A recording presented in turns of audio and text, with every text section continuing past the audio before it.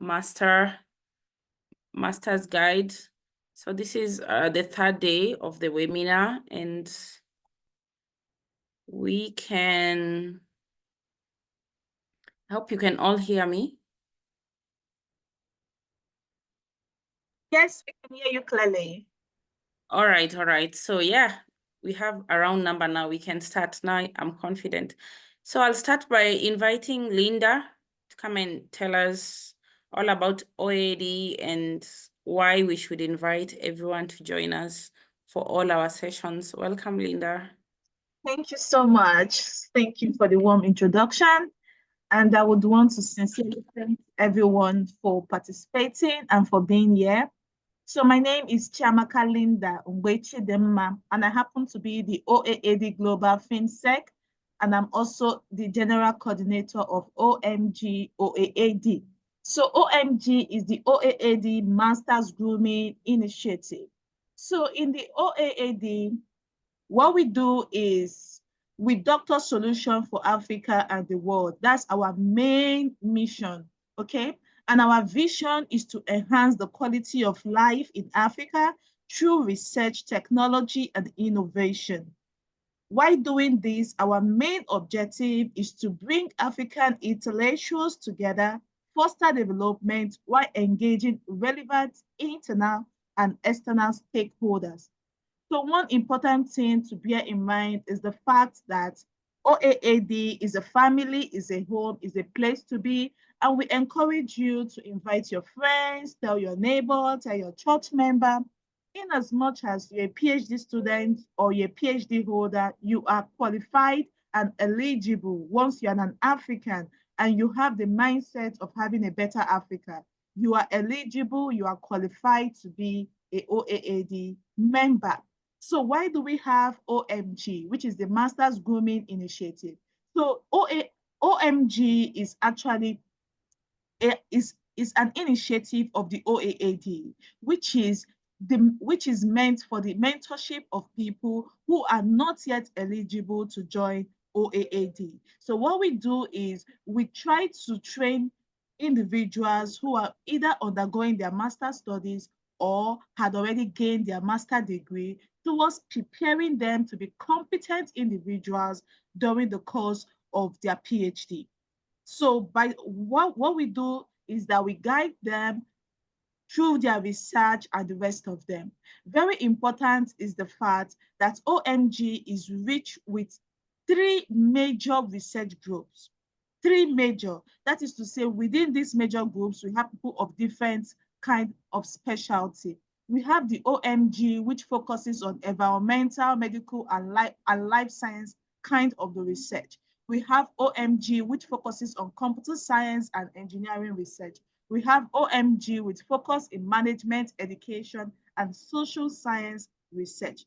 So please, OMG OAAD is a place to be, very accommodative. And I believe most of us who are in this Zoom have a seat in OMG or OAAD. So do well to check the chat panel during the course of the webinar. I'll be sharing links which you could scan or maybe join. By so doing, you will be communicating with our General Secretary for OAAD or the President in person of Dr. Odi. So he would know where to put you, either in OMG or OAAD. So if once you're doing your master's or you have completed your master's, you are eligible to be in OMG. So once you're doing your PhD or you have completed your PhD, you're eligible to be in OAAD. That's just a simple criteria. What is important is the mindset and being an African. That is all. We don't ask for so much requirements because we want everyone to be on board. So thank you so much, ma'am. Cynthia, the moderator, thank you so much. Thank you, Linda, for a brief introduction of OAD. We actually have all this information on the website and our socials. So if you haven't already, please like us on Facebook, on YouTube, share our information all over, invite everyone you know, your classmates, your relatives, your friends, any people you want to collaborate with in your academic journey, make sure you invite them on our profile. So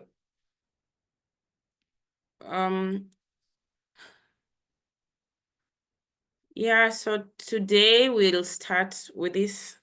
We have this important session that will give you the basics, ensure that you have a strong foundation before you start your journey of processing your applications. We're not just the only ones applying for the PhD, everyone, I mean, for opportunities. So to get an upper hand, we need to be well prepared and just make sure that our network is strong.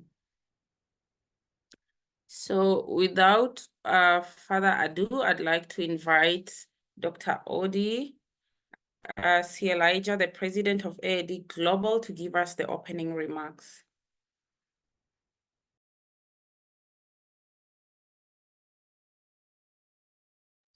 Okay, thank you very much, Cynthia. Maybe can the sharing be stopped? The screen share.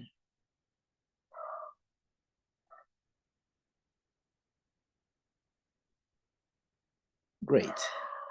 So thank you very much, ladies and gentlemen, for coming to be part of this meeting today. And I'd like to mention that we've been doing this for over 5 years, consecutively. And throughout this period, we've been able to facilitate scholarship applications and acquisition of the scholarships for over 500 people, both here in China and people in North America. Like we know that today is for the USA, and also for people in Europe and several other areas in Australia. Of course, tomorrow we're going to be having somebody from Australia talk to us about the processes for going over there. So it's a joy to welcome us today once again. And our very strong desire is that between now and September, when the admission process will be finalized and we will be resuming, we're looking forward to hearing your testimonies and hearing your experiences, and also looking forward to seeing you become part of the community to serve other people in the future. Because the reason we are doing this is that we understand that for any part of the world to develop actively, it is extremely important for people there to be trained to become innovators. And innovating begins with when you have rest of mind, that you're not worried about paying tuition fee or your basic survival. You're able to pay attention to your research and become very good at what you're doing. And as you're doing that, we're looking forward and watching to engage with you, to support you, even after your PhD or master's. When you become a professor or take up one position or another in other places, we are hanging around. And we are also driving now into realms where we are trying to ensure that we support our people to be able to make money while they are doing their research. The expertise you've gained can now be made available to others through consultancy, and you can make money to support yourself and also support other people and other needs you have. Our reason for doing this is that we don't want to see a scenario where African human beings are being prevented from maximizing their human potential just because they don't have sufficient resources or funds or money around them to pursue what they need to pursue. So my neighbors, ladies and gentlemen, it's a joy to welcome you today, and we are encouraging you to look forward to great things. And please feel free to let other people know about these things. These scholarships are many. So don't be afraid that if you tell someone else to join the training, that it may reduce your chances. Actually, it will not reduce your chances of getting your own if you package yourself well and you follow the strategies we are putting forward to you. It will not stop you from getting your own scholarship once you've applied and you've done everything right. So but what it will do is that it will bring more people from your area or from your place or from around your friends to gain access to these opportunities, which would imply that in the years ahead, you have more hands around your locality to work hard to bring their competencies, which they have gained through the studies they have done, to be able to develop your place, develop your country, and strengthen the processes of things over there. This is why we are doing this, because these resources have always been there and will always be there. Over the years, we want to be able to intentionally increase the number of Africans that have access to these resources around the world, to learn great skills, advance their competencies, so that around the world they can continue to contribute, beginning with their homes, to begin to contribute to the actualization of the SDGs and subsequent global developmental goals that will be rolled out by global agencies and other places. Ladies and gentlemen, I want to mention to us also that part of what we've been doing in connection with this is what we call the Global Universities Partnership on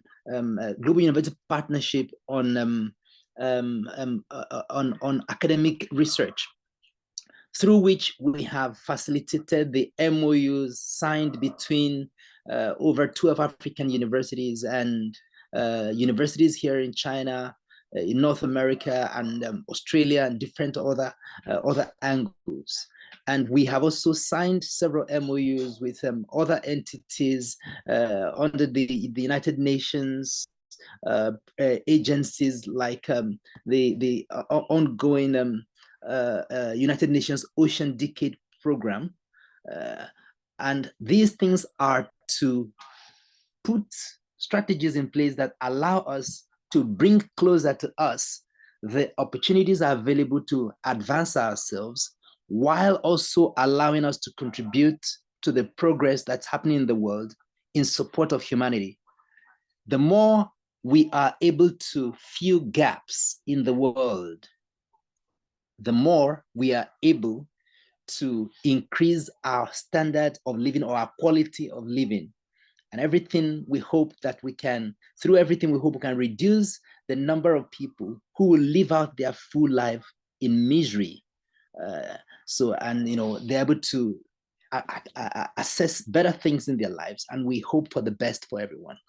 Thank you very much once again for being part of today. Welcome, and don't forget to get other people. Tomorrow is going to be the last day, and it is going to be focusing on Australia and other components that will be brought to us tomorrow as well.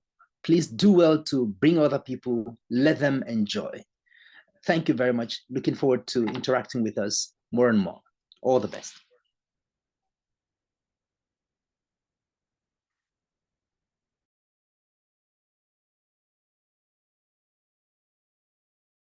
Cynthia, the floor is yours. Dr. Cynthia, I think the floor is yours now. Yeah, I was connecting my PPT back. Let's see how far. So you've heard it from Dr. Odi. The opportunities are there. They're just waiting to be grabbed. And as you know, with many opportunities, it takes many people to support you to get there. You need to climb on the shoulders of other giants like Dr. Odi and the committee members to get where you want. It's easier when we have the support.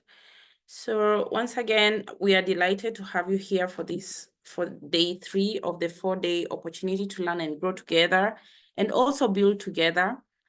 Just a little announcement. Please know that all the members who have attended all the sessions from the beginning to the end will get a participatory certificate. So please make yourself comfortable. Make sure you have a glass of water or a drink to keep you hydrated as we go along.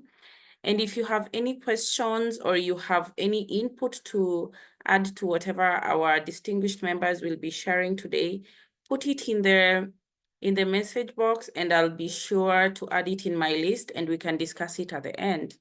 So don't worry, if something pops in your head and you want it to discuss it, make sure you add it there. And also know at the end of the session, we'll also open our mics and you can actually say it, discuss it live with everyone else. So there you have it. Let's go. Let's now welcome our distinguished speakers. We have today we have 2 distinguished guests who will share their expertise and insight with us. First, we have Mukhtar Idris, a PhD student in biochemistry and molecular biophysics at Oregon State University in Oregon, USA. Mukhtar will discuss the USA A to Z on postgraduate admission applications and scholarship opportunities in North America. For those of you who are looking forward to further your studies in this region, this session is for you. So please sit tight and let's welcome Mukhtar. Welcome.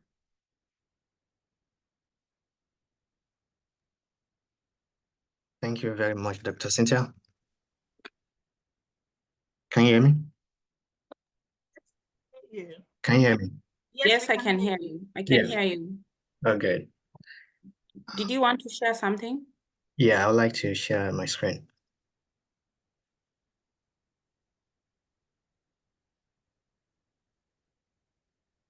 Okay. Right, there you go. Welcome.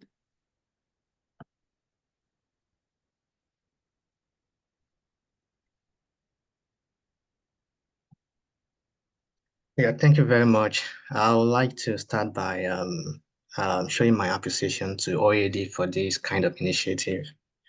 And yeah, I was also a student back in China before I also got a PhD admission in the United States. And I think with the little experience I have, I think some of it might be useful to some of us at this seminar right now. So yeah, I'll be talking about postgraduate admission and application scholarship in North America. So I'll be talking about United States and Canada. They have some kind of similarities. So if we have people trying to apply to US and Canada, some of these things might work, but of course you can always put some tweaking into it as well. And also, by no means, these are not kind of advice on like immigration, but strictly for educational purposes. Thank you. So let me start by talking about applying to universities in the United States or Canada as well. United States, when you're applying for postgraduate schools and you're actually looking for fully funded programs. So I kind of like categorize these universities into three. So we have the Ivy Leagues or high-ranking universities.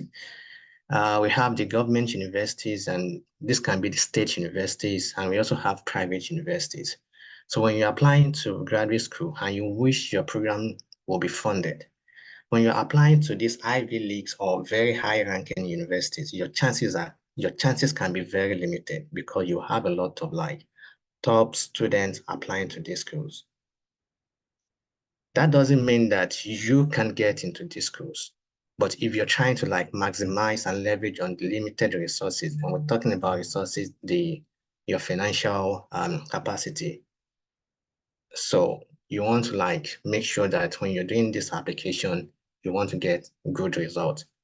So applying to these Ivy Leagues or high-rank universities can be really competitive. So we have the state universities. So these are good options. For some reason, I've heard from colleagues that applying to these state universities, you have better chances of like getting a fully funded program in the United States. And we also have some private universities. If you have your money, you can get admission into these universities. Some of these private universities do offer scholarship. Some of them might give you the scholarship immediately you get admission, and some of them might give you the scholarship when you get into the program. So all you just need to do is to like inquire from their graduate coordinator or whoever is in charge of the admission process. So in summary, when you're trying to apply to graduate school in the United States or Canada, I would suggest you put more focus on the state universities. We have Georgia State Universities, we have Oregon State Universities, we have different kinds of state universities, and they are all good universities as well. Put more focus on the state universities, and you can also do some applications to all these high-ranking or Ivy Leagues. We have a lot of African students applying to these Ivy Leagues or high-ranking universities, and they do get funded. So we'll talk more about how to apply to these universities in the coming slides. So yeah, I have this page talking about acceptance rate. When you're applying to these universities, I think this thing just got messed up. When you're applying to these universities, one of the things I usually do, and I think I've also had a couple of my colleagues like talking about, is you need to check the acceptance rate of these schools. There are several ways you can use to check the acceptance rates, but one easy way is just type the university name on Google, and you can see Wiki will give you some data. Stanford University is a very high-ranking university, and the acceptance rate is 4%. These include students within the United States and also international students. So getting into this kind of university can be really competitive. When you compare the acceptance rate of these Stanford University with Oregon State University, which is 83%. So the chances of you getting into Oregon State University can be a little bit higher than Stanford. Yeah, and that also depends on your, preparation and preparation, your documentation, everything you've actually prepared to get into the school. So if we compare this Oregon State University with University of Alabama, which is 80%, and Harvard University, which is 3%.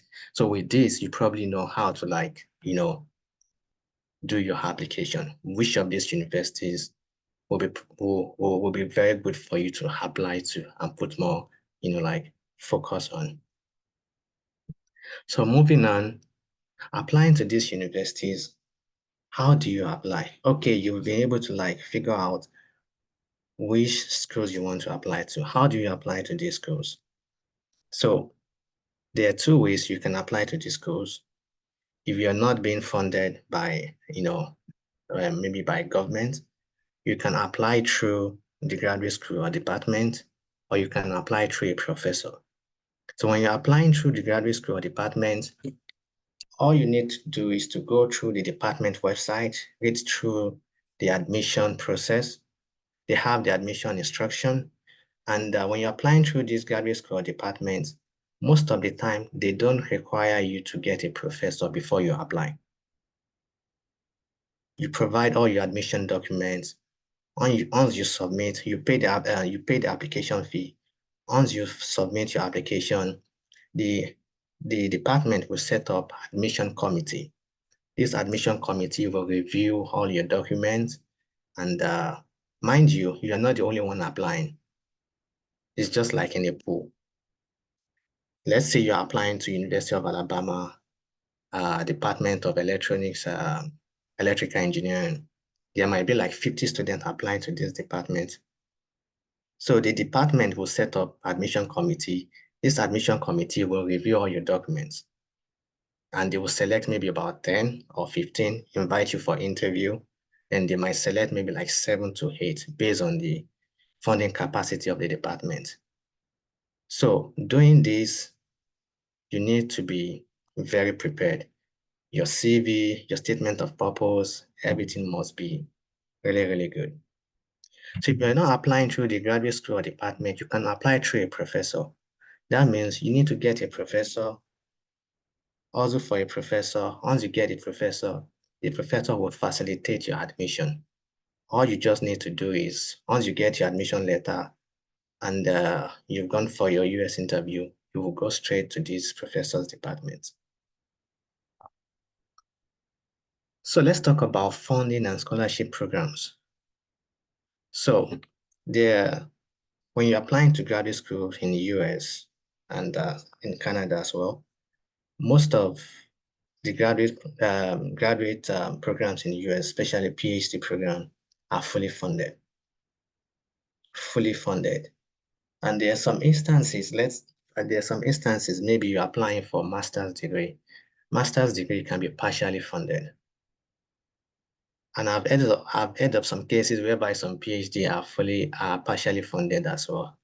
But I can't talk more on that for now. And also, And if you have your money, if you want to sponsor yourself, you can also do that. But PhD programs in the United States are always fully funded, and that is the essence we are doing this. We're looking for fully funded programs. So the types of funding, we have university-based scholarships. The university have some scholarships. Once you get in, even when you get we have university-based scholarship, we have assistantship, which can be in form of teaching assistantship or research assistantship. And we also have some external scholarships. It can be some kind of maybe some engineering scholarship. And we also have different kind of fellowships. So when you get, most of the time when you get a PhD program, it comes with this assistantship, which can be in form of like teaching assistantship or research assistantship. And there are some instances you can get fellowships. There are different kind of fellowships. It all depends on the department you're applying to, or it all depends on the professor that will be like supervising your program. And even when you get in, you can still win more scholarship. There are some presidential scholarships in each schools. After you get your fully funded PhD program, you can get some presidential scholarship, and they can be worth like maybe like $10,000 per year. It can be one time, it can be 2 times, but it's possible. There are different types. So let's talk about graduate programs in the United States. So typically, PhD program in the United States can be around 4 to 7 years, depending on how well your program goes and your relationship with your boss as well. While for master's degree, it can be within 18 months to 3 years. And like I mentioned earlier, like PhD programs in the United States are mostly funded. Master's programs too are mostly funded, and there are some instances whereby it can be partially funded. So let's talk about faculty members to target. So if you're applying through professor to get a fully funded PhD program, so who are the people you need to like focus on? So if you're applying, so I kind of like rank it based on your chances of getting admission. So when you're looking for professors, you might want to target associate professors. These are more like, they are a little bit above early career researchers. So they are also building their profiles, they need publications, they're applying for fundings. So when you're applying to these kind of professors, yeah, they need students. So there is high chances that they will, like consider you. There's high chances that they will consider you. And if you're not applying to, if you can't get associate professors, shoot your shot to full professors. Full professors, when you're applying to full professors, the chances of a full professor to have funding is very high compared to associate professors. But there are some instances whereby some full professors doesn't have funding as well. Shoot yourself to the full professors. Most of them have fundings because they need to keep like their lab going. They need to keep looking for that fame. They are trying to get some like groundbreaking research. If you guys, I don't know if you checked recently, the Nobel Award has been released recently. And if you are into biochemistry or biophysics, you can see some of the professors that got awards. In physics, you can see some of the professors that got awards. These are full-time investments. So shoot your shot to full professors. And however, when you're sending emails as well, you can also target some distinguished professors. One thing about these distinguished professors is that they are almost towards the end of their career, and some of them might have 1 or 2 PhD students they just want to like wrap up with. But there's nothing bad because I've had instances whereby students do like send emails to distinguished professors and they do like get responses. So aside that, you can also apply, if you're thinking about your chances of getting funded, then you want to shoot your shot to distinguished professor first, then full professor, then associate professors. So when you're trying to reach out to them, write a very good code email. Don't let it be too lengthy. Let it be neat. Then await responses from them. So how do you get schools, or how do you get professors? This is a very big question, like, oh, I've been sending emails to professors. I'm not getting responses. I'm getting rejections. I've been sending email. I've been applying to different schools. I'm getting turned down. So when you're doing all this, especially when you're applying to schools, you're spending money, application fees, and you're getting no result. Or you're sending code emails, you're not getting, result. So there are several resources, and these are just few. Just use Google search, type PhD program in electrical engineering, United States. You'll see all the options. Twitter is also another platform you can use. When you go on Twitter, just type PhD scholarship in public administration, project management. There are a lot of professors looking for students, and Twitter has been a very good platform whereby people try to network and communicate with, other people around the world. LinkedIn is also a good platform you can also use. And I also have this website here, findaschool.org. When you're using findaschool.org, you can see the list of universities, colleges, and I think polytechnics in the United States, in Canada, and other countries in the world. And when you're using, there's another website called usnews.com. These are ranking of colleges and universities, graduate school, best graduate school programs in the United States. There's a lot of resources on this website you can use that can guide you when you're doing your application. So here, I have this Twitter X screenshot. So I have this screenshot. So when you go on Twitter, you need to be very creative with your search keywords and what you're actually looking to. And here we have this Stevenson group. I was just going through this, new home, new group photo. We're excited to join the UBC and UBC Camp family. UBC is in Canada. So when I see this kind of thing, the first thing that will come to my mind is okay, maybe they just opened a new lab, or maybe they moved from one university to another university. So I'll go to this Stevenson group. I'll try to go to their lab website, read about them, then read about the PI. Then I'm going to send cold email to this PI. If it is that they are just a new lab, when I send them email, they might respond. But if they are moving from one university to another, they will still respond as well.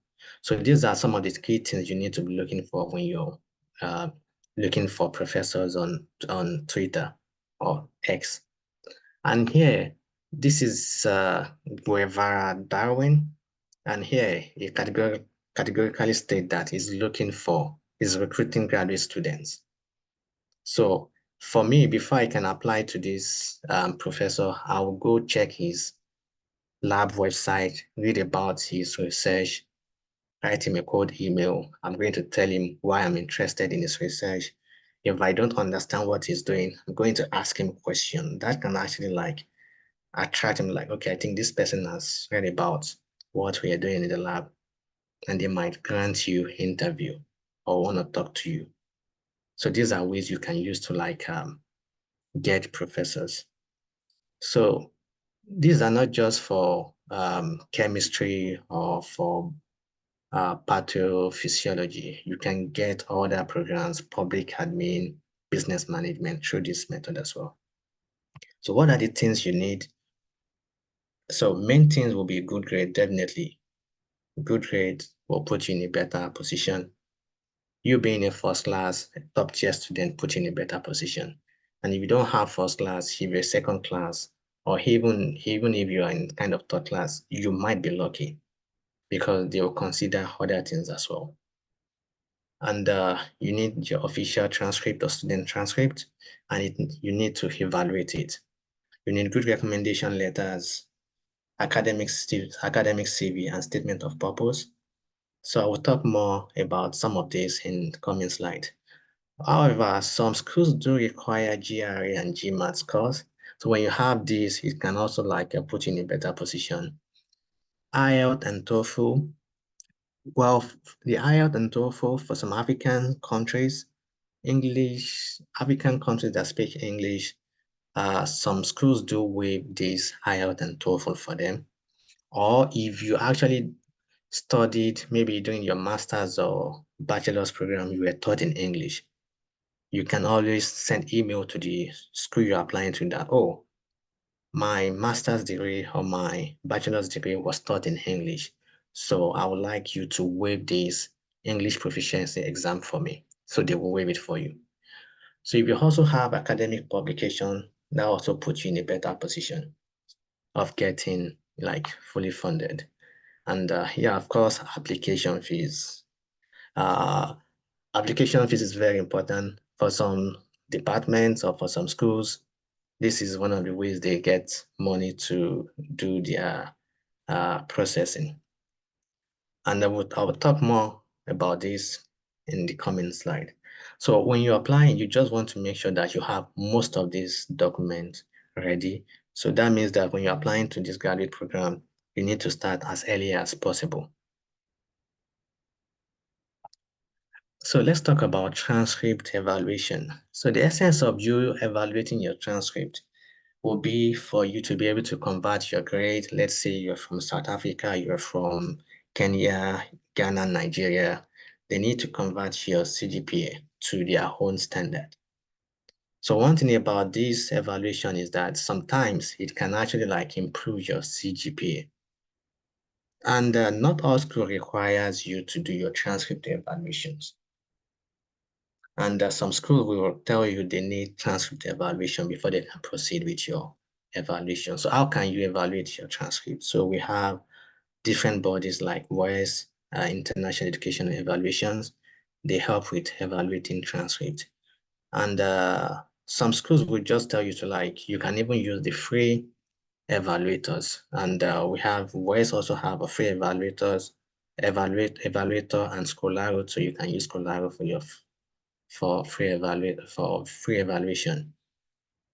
And I know some schools in Canada, you can just request them that you can send them the free evaluation, then request them to help you to evaluate it. When you evaluate it, they'll also do their own evaluation.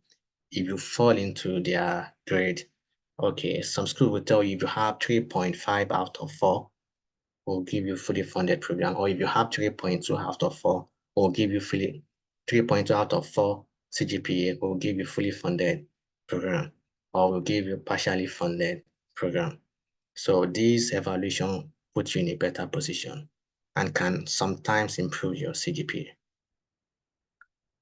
So let's talk about recommendation letter. This part is very, very important because this is like selling yourself to the admission committee or to the professor you're applying to. So I got this screenshot from one of these universities, and here they mentioned that what we are looking for in your recommendation letter, your reference must be able to like talk about how scholastic you are and how good you are. And most of these schools will require you to get about 3 recommendation letters. So in your recommendation letter, you want your recommenders to write some good things about you, not just writing about, oh, he's a good boy, he's a brilliant boy. That is not good enough. You want them to be able to talk about how scholastic you are. And also, I also have another one. They should be able to like talk about your strengths, your weaknesses, motivation, and abilities to succeed. So all this will put you in a better position. And you want the recommendation letter to be on letterhead stationery. And when your recommenders or referee is giving you recommendation letter, please, if they have institutional email, let them use institutional email. And if they don't have, they can use Yahoo or Gmail. I know sometimes not all institutions in Africa or some places will be able to use their institutional email or have this institutional email. But if you can get people with institutional email, let them use it. And one more thing is that some referees or recommenders don't have time or don't even know how to write a good recommendation letter for you. So one thing you can do is to just sit down, draft the recommendation letter yourself, and send it to them to edit and upload. Don't be shy to write what is good for yourself. Write the recommendation letters the way that when someone else is reading it, they'll be happy to take you in. And in some instances, if you're applying to some professors for PhD program, they might request Zoom interview with one of your or all your recommenders. So always be in good relationship with the people that will be giving you recommendation letter. There are instances like that. So let's talk briefly about writing recommendation letter. I've mentioned in there, so you need to have an introductory part whereby you're stating your relationship with the recommender is stating his relationship with you. You should talk about your strengths, give examples, and elaborate on these examples. And you can just summarize, put his name, his signature at the end. It's always good to have at least one page. Maybe you can have a page and a half. That is fine. If it is one page, it's also fine. The content really matters. So let's talk about research publication and SOP. These are all additional documents, but statement of purpose is very important. Research publication is an additional document. When you have it, put in a better position as well, because that can show some of your scholastic ability.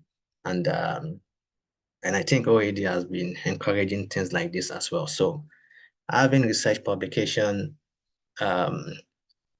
we need to be able to like collaborate with people to publish articles. So if you're doing your master's program, you don't have research publication, just try to like collaborate with people, try to let them know you have some skills that will be beneficial to them. Then you can gain more from them. They can also gain from you. And at the end, you can have something.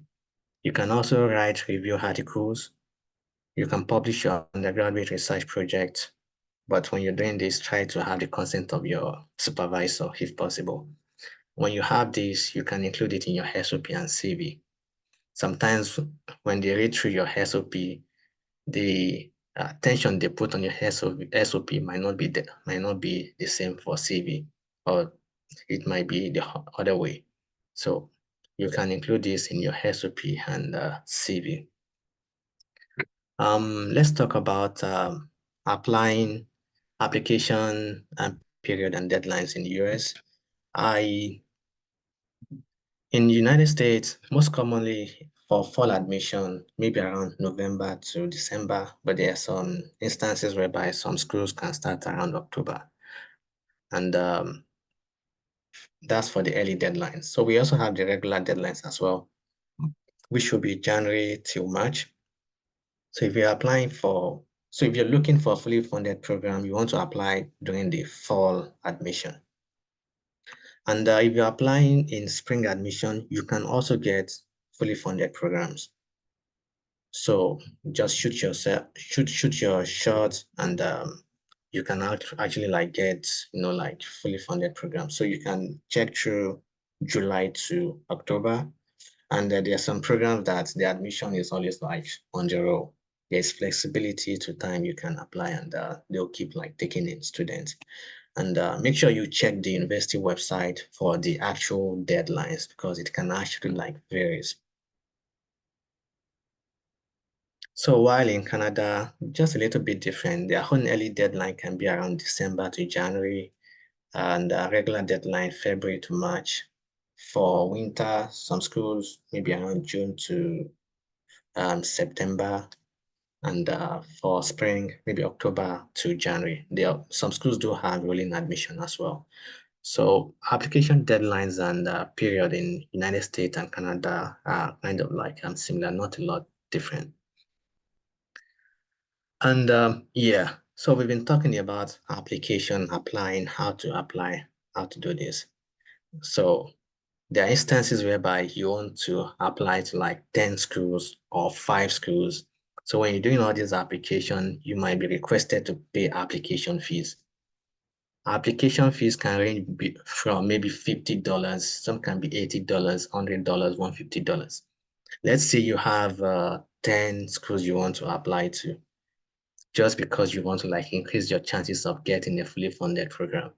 So you might be paying at least maybe $500. Let's say each of these application fees $50.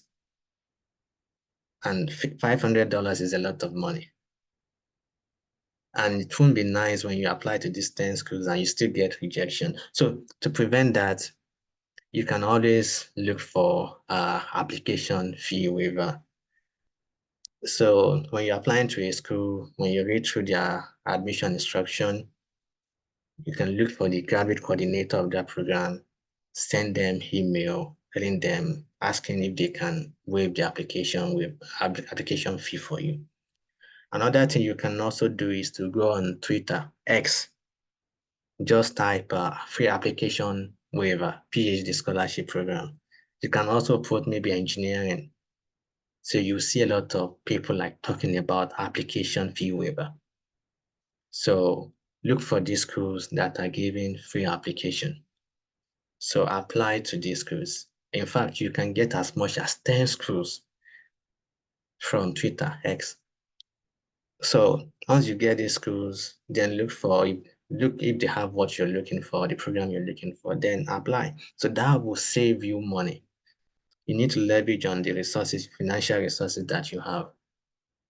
So it's always good to always look for schools that will waive application fee for you.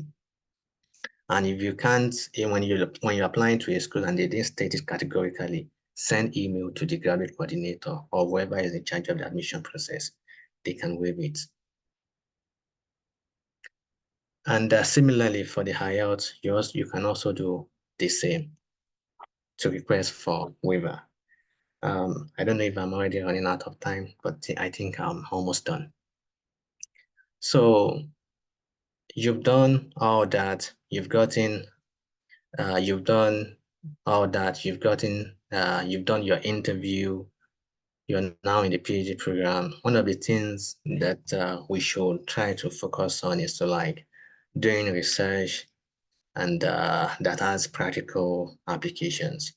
Different professors have different ideas, different things they would like to like test out.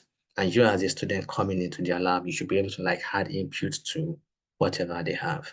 So when they think about a research this way, you also want to think about it this way, because this will be your project. You'll be the one doing it. It's going to be your whole life for a period of 4 to 6 or 7 years in some instances. So you want this project to be something that will have like practical applications that can solve people's problem or that can solve a particular problem. This can actually like open doors for you at the end of the PhD program.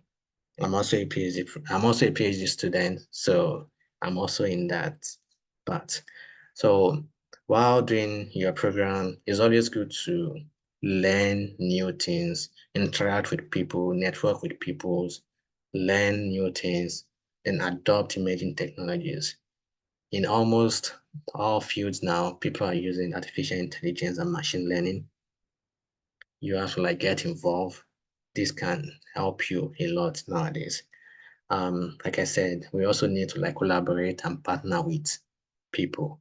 Be friendly, be open-minded, be willing to learn. And that can actually like lead us to like, doing something really, really, really great. And at this point, I would like to like thank OAAD for giving me this opportunity. I don't know if I've taken much of my time. I don't know if people have questions. And if there are questions, I'll be willing to answer. Thank you very much.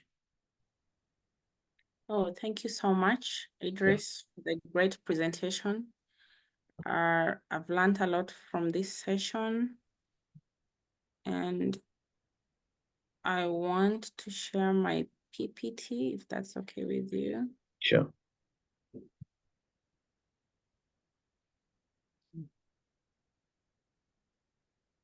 Okay. right, we've heard everything about North America, but what I can just ask is, I can add to his presentation is, whatever he has talked about is not specifically about the United States of America. I think you can take the same tips and apply it to any other place in the world. Any country will have almost the same requirements. So thank you so much.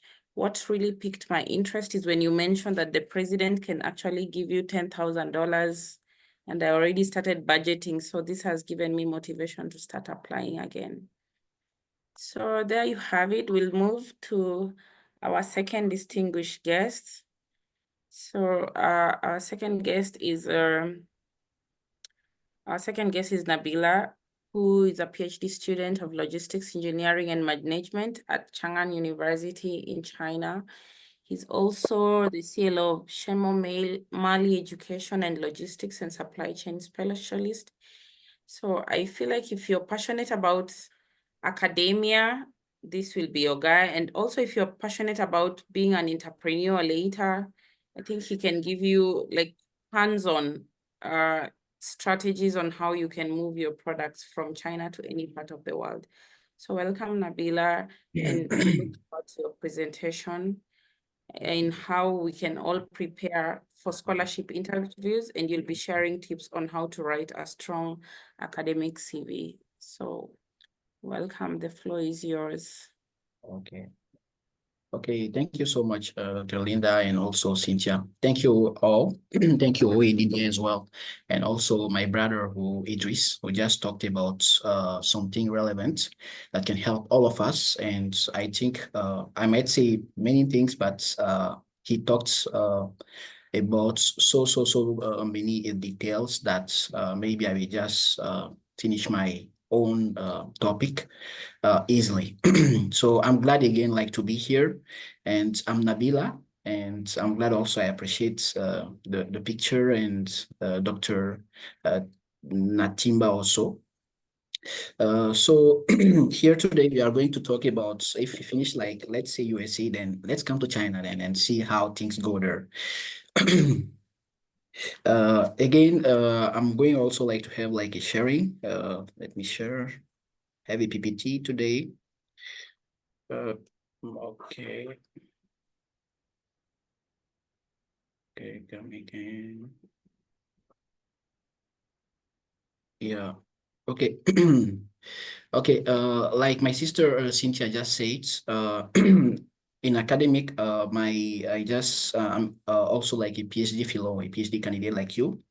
And I'm here today like to share just maybe an experience with you, not to teach you, but to share how things went up to now. And I'm a PhD candidate like in logistics engineering and management at Xi'an here at Chang'an University.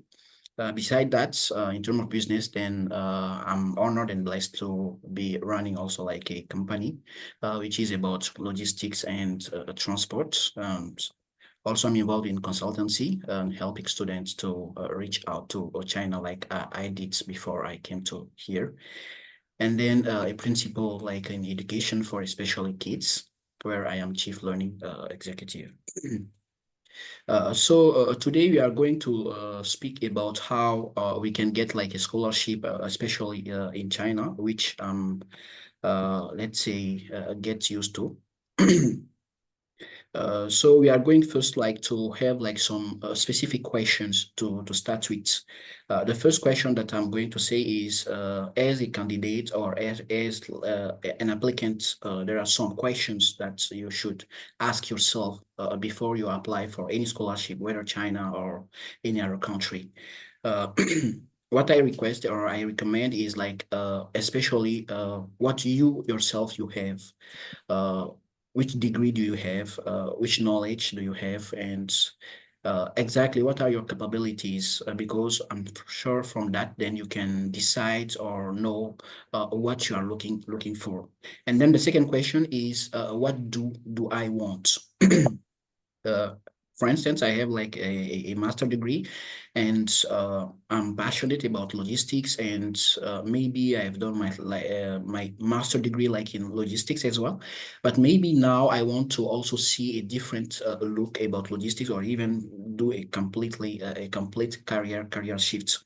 Like my predecessor said, Dr. Idris, it's a lifetime project, and it should not be just like an opportunity like that, but it should be something after which you will realize something, or you will make something better out of it. Like today, what OADD is doing. So you should know, okay, I'm going maybe for this application because I want maybe to do that. It's not like you have like the full idea about it, but at least you should have like an intention and a motivation for it, which will also help you to draft, let's say, a good application document, and also like to prepare yourself well and have like increase yourself like the chance to get a scholarship or a fund. And then the third question will be like, where can I find like those opportunities? Since I know that I have already like graduated from master, and then I'm going for a PhD, definitely those social medias, like those relationship networks, like for instance, today through OADD, we can get like information and details about Europe, United States, Asia, especially in China. And then there are other websites, other networks, other groups, other research fellows that can help you also to get opportunities. So you should be in that environment that will help you also to get those let's say fruitful details about what exactly you want to do. And then the last question will be like, who should I contact? Yeah, to get like a scholarship, like I said, here today we have Idris who passed, and there are also like other fellows here and who passed like the last 3 days. You can ask them also like a consultancy agent or whatsoever, but you will be in an environment, or you, let's say, give yourself like that opportunity, that chance to go through networking and then see how and who exactly can help you. Professors can help you, universities also, or you might know, or your friends know. Maybe they might have like contacts that you don't have, and maybe they can have like some reference or some bridges, some big hands that can help help you get what you want. And I think that has been also like noted by Dr. Cynthia, which is also like a great way also that OADD is offering us. Then let's come to what Dr. Idris also said, and that I will also pass through quickly.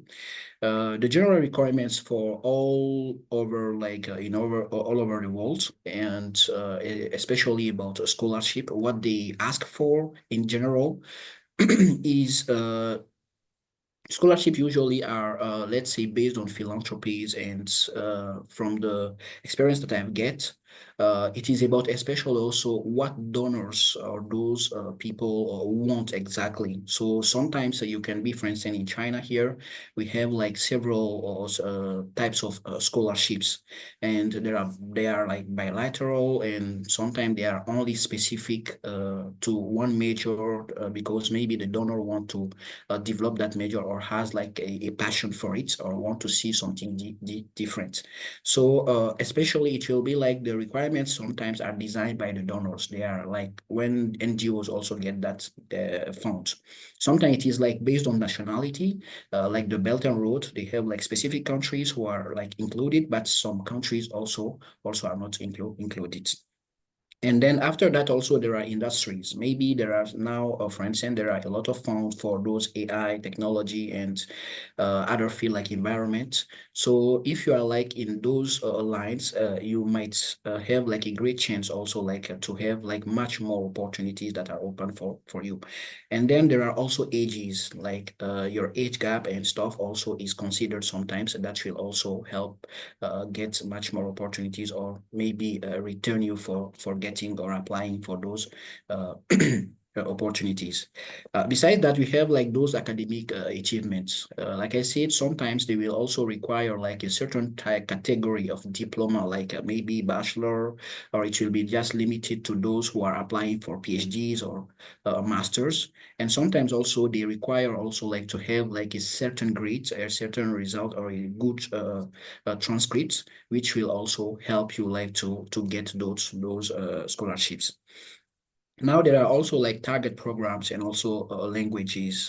Maybe some type of scholarship also are dedicated to a specific country or specific countries. And there are also like targeting only specific students, maybe in psychology, maybe in environment, AI, and etc. Sometimes even in healthcare. So after that also, you will see like in those requirements, the scholarship or university will be also asking you maybe in type of like if you are healthy or not, or also about your marital status, whether you are like married or not married, or whatsoever is.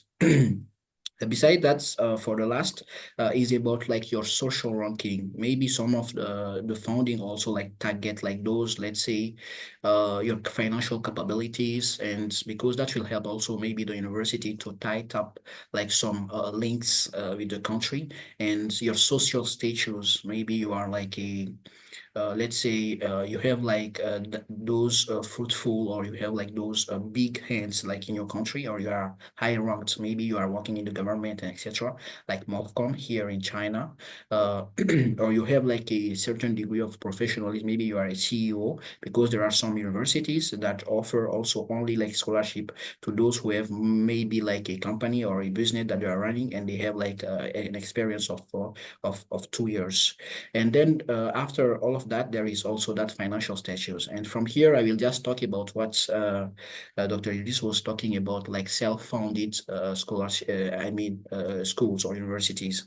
Like if you are also like, let's say, well established financially, and then you are ready also like to pay to get like an education or a degree, then that's also like possible.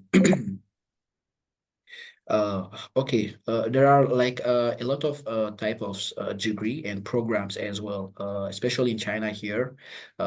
You have like access to those language program where they can offer you also like scholarship. And for that type of scholarship right now, you will see like you will get scholarship. There are certain requirements which will disqualify a lot of students, especially in China.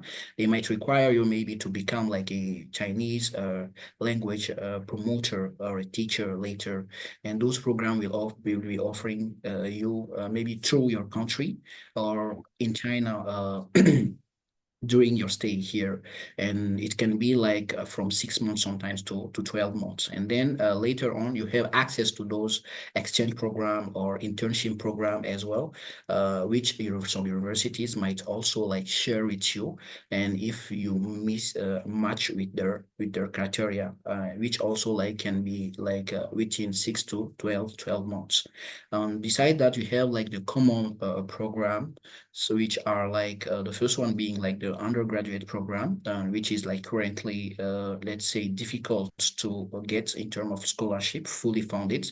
But the program can be also like be finished within like 4 to 5 years. And then we come to the postgraduates, especially the master program, which is in also like in China.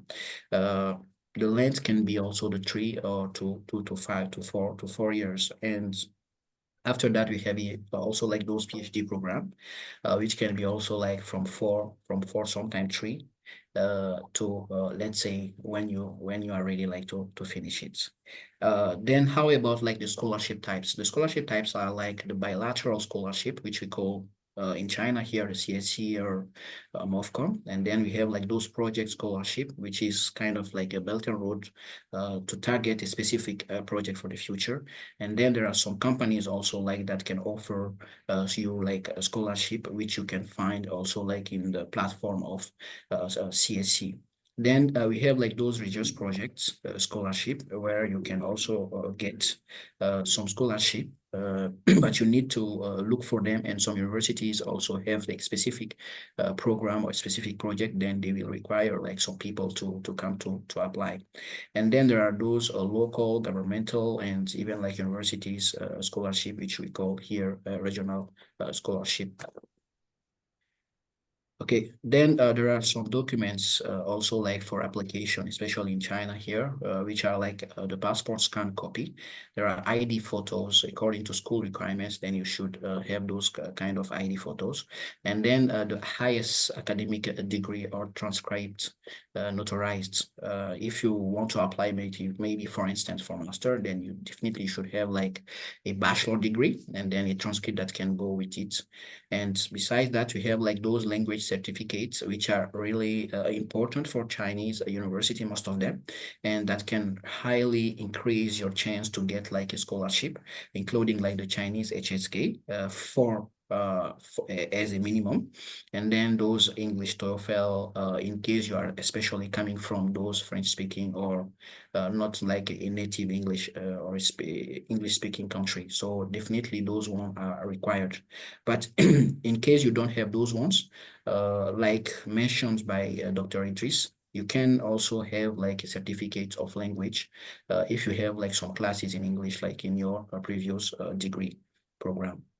So beside that, you need to have drafts also like a personal statement, and some school also will ask you to have like that financial statement, which is also like can be a proof or let's say something that can be relevant in the application for scholarship. And then we have like the study plan, the common study plan, and then the research proposal that can determine your research projects when for the application, which also is asked from, let's say, a master, especially, and also a PhD program if you want to apply for those things. And then comes like the recommendation letter that are being also like detailed. And here in China, they recommend also like it should come from especially let's say a professor or an associate professor, but not less than that. Then comes like a parent nationality or their ID cards. Also, you should prepare that in case like also they ask, because some university also ask for that. And then we have like the common criminal record and then the physical examination. Okay, now we come to the interview sites which concern my topic of today. For the interview, let's say I will just let you see like a video that we recorded last year, and then after that I can go through these details.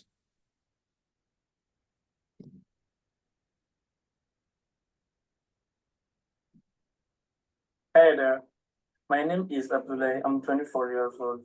I'm from Mali, a beautiful country in West Africa. Hey there, my name is Abdullah. I'm 24 years old. I'm from Mali, a beautiful country in West Africa. I live in Bamako.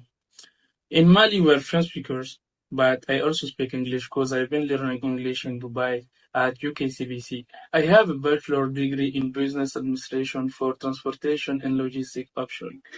My favorite sport is football, but I also like hiking and exploring nature. I have a great interest for logistics. I think I developed this passion when I was 21 years old. I was still in Dubai and I had started a small business, a trading business, buying and selling goods to Malian people. My friend, they were always there to tell me, "Oh, bro, you are in Dubai. I need this. I want this. Please check this for me." The Malian market is really poor. We are really poor in Mali. So from there, I started going to the market, like checking prices, looking around. Then I took pictures and I've been posting them on my social medias. When people started showing me interest for the products, I had to find a way to send them goods from Dubai to Bamako. That was my biggest problem because it was my first time and I didn't know anybody on the place who could do that for me. The only way I knew was to contact a delivery company like DHL or FedEx, but it was really expensive for my customers. We couldn't do that. Then I started asking to people around me to find a way.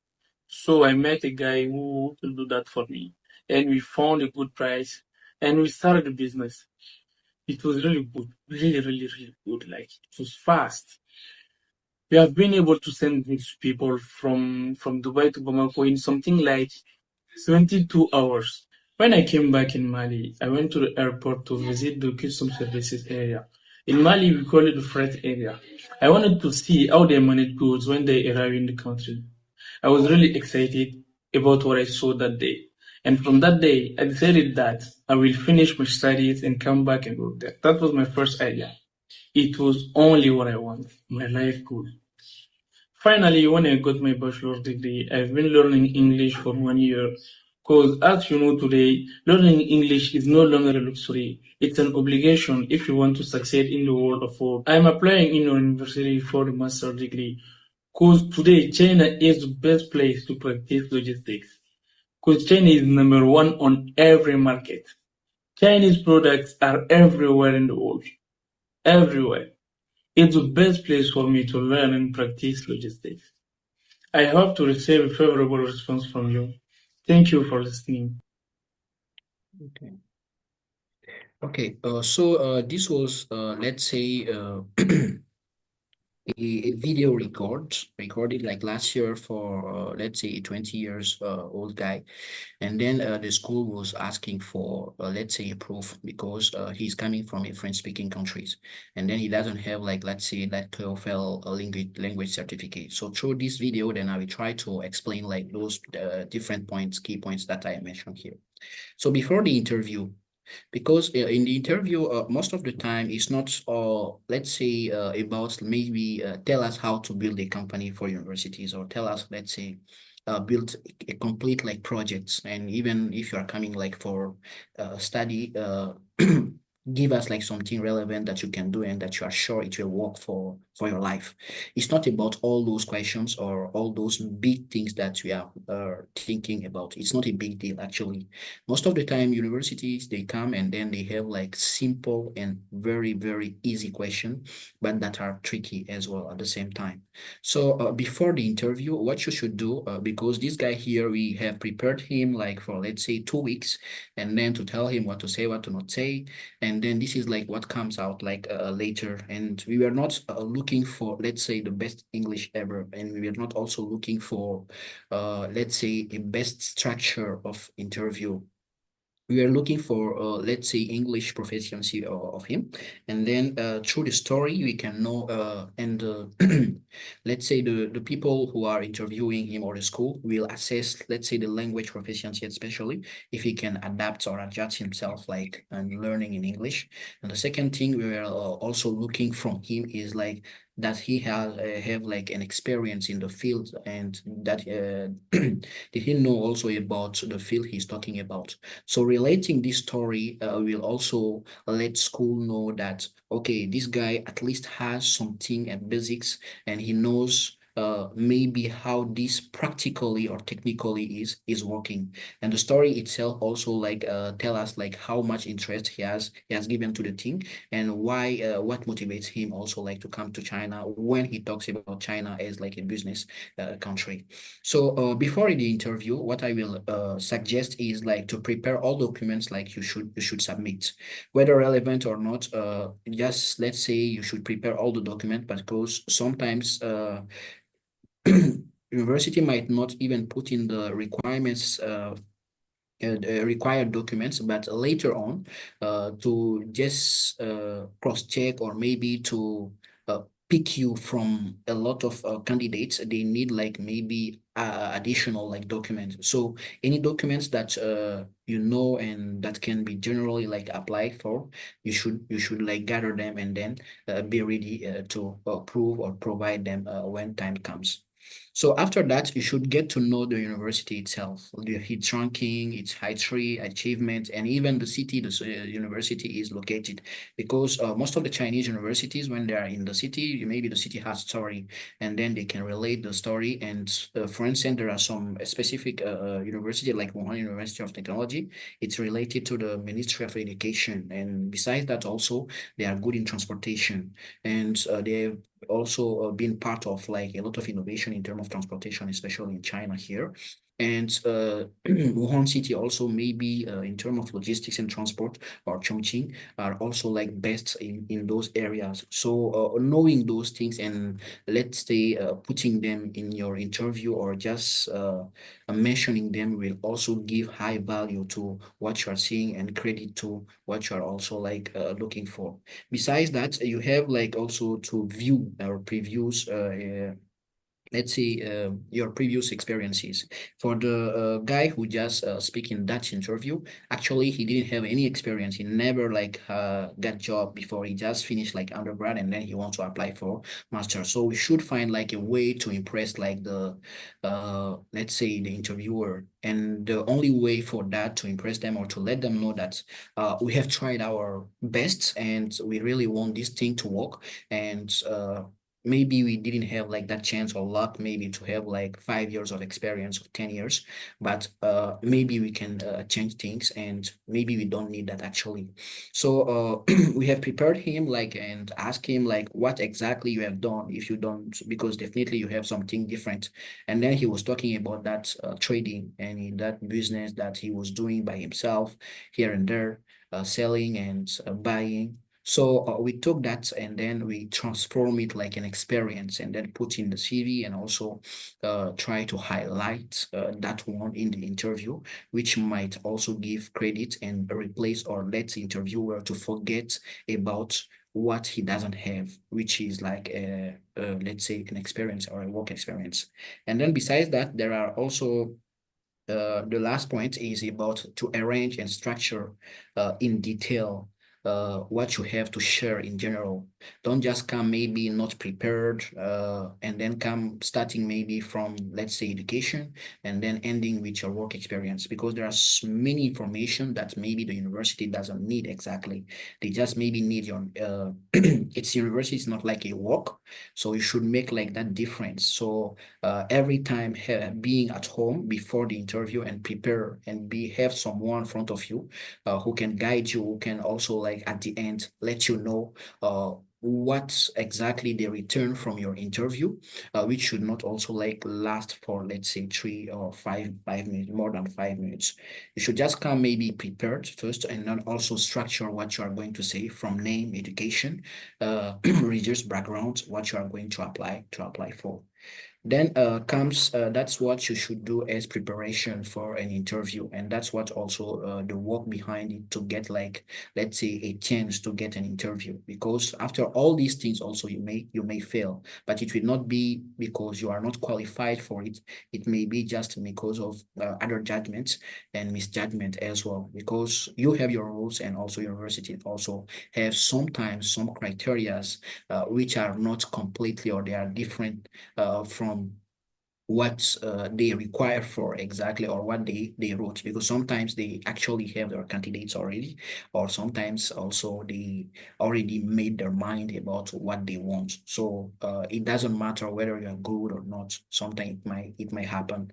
And in terms of like nationality that I was talking about, like I say, sometimes schools especially will look for certain or specific nationality. So even if your documents are really good, your past interview, everything was well done, they might not select you because maybe you are not fitting with the founders, or let's say the donors criteria, or what exactly they are looking for. And we had like that experience before, which I should share with you.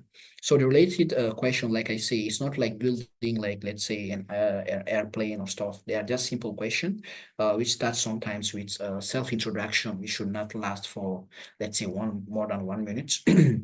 And then reason for the field and university. What are like your reason? What are the whys you are choosing specifically that university and also that program, especially because giving those ideas, or even like a one sentence that can describe your reasons for the field you are choosing, and especially also the university you are choosing, that may greatly help you and help your interviewer know that this guy is not here just for fun. He's here for a specific purpose, and maybe if he got that chance to enroll in, he might make it like more profitable.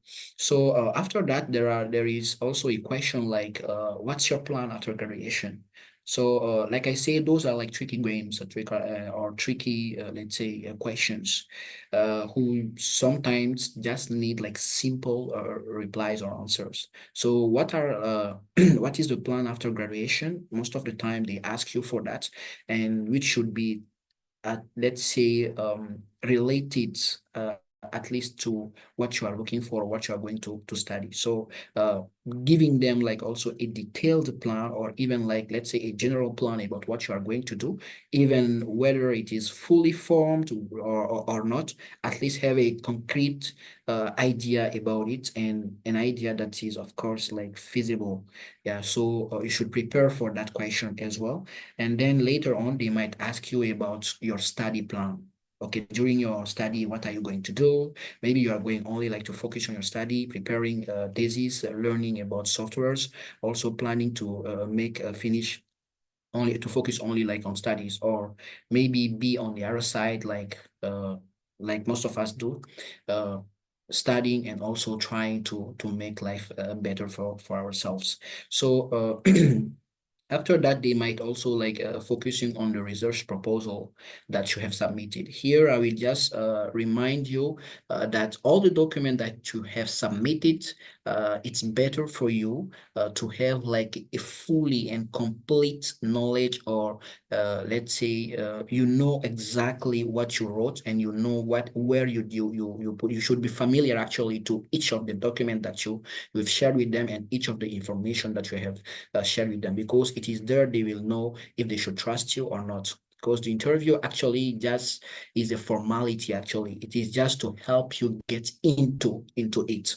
But how to help you to get into it? Definitely, you are not alone, and they don't also want to make like a bad decision. So when you come, it is just to check. Okay, you say maybe you are an engineer. What can you tell us about engineering? You say you are a logistician. What can you tell us about the logistic development maybe in your country? You said maybe you are a doctor. What can you tell us about heartbeats functional? So those are like the question. Or if you have like raised like a topic that you want maybe to develop, like for instance, let's say sustainable healthcare, then okay, they are not asking you definitely that to give us like a professional about healthcare, but they are just asking you what exactly you wrote about healthcare, to tell or to convince them about it, that it is you who wrote it, and it is you also who want to make that happen, because they already know that you are not professional in it. Okay, that is like the mindset that they will come with. You are not a professional in it, and you want to do it, and you want to be a professional in it. So you should be prepared for that day. And how to be prepared for that, that's now your job. So the only thing that they need is not they will not ask you any question that you don't know. They will only ask you question that you about what you have shared as information with them, and that are related also to the major you are going to apply for. So after that, there is also what they will maybe ask you for. Maybe you say, okay, I use maybe SPSS to run my data or to run my analysis. Then they just ask you, fine. Then explain us how you make it, or uh, what are the steps, what are the components. So you should be able also like to explain those experiences. How did it work? How did it go? And what did you do? How much time that did it take time for you to make it? So like I said, they actually don't care actually about it, but they just want to know if you are lying or not, or if you know what you said that you know. They just need to know where you are and where they can start from with you. And then we have also like to explain the specific method. Like I said, maybe you use structural equation modeling or maybe other methodologies. So they might come just, and that will be like, let's say, your one question, which will help them also to know whether you know it or not. Like I say, they are just here, not like to block you, but they are here just to help you getting in a proper way, because they don't want you maybe to come and then maybe to fail, or maybe to have like struggle to pass, and other people are here and they might succeed in your place. So there, you should not be like afraid for again. You should not be afraid. You should not also take them like your opponents. Should just take them like be relaxed, and also be fully prepared, and also never go behind what you said and what you wrote like during your in your CV. And the last thing is also like about the video record. The video record most of the time is like they will ask you most of the time if they want to give you also that chance, which is easier than the, let's say, the on-time interview. The video record should also be like a good and let's say a structured and also a well-done video record that will help you also to because they will be asking for that, and most of the time it is just to help you and also to get in, and they just maybe require some specific details, and once they get that one, they may let you go. So that is about the video record.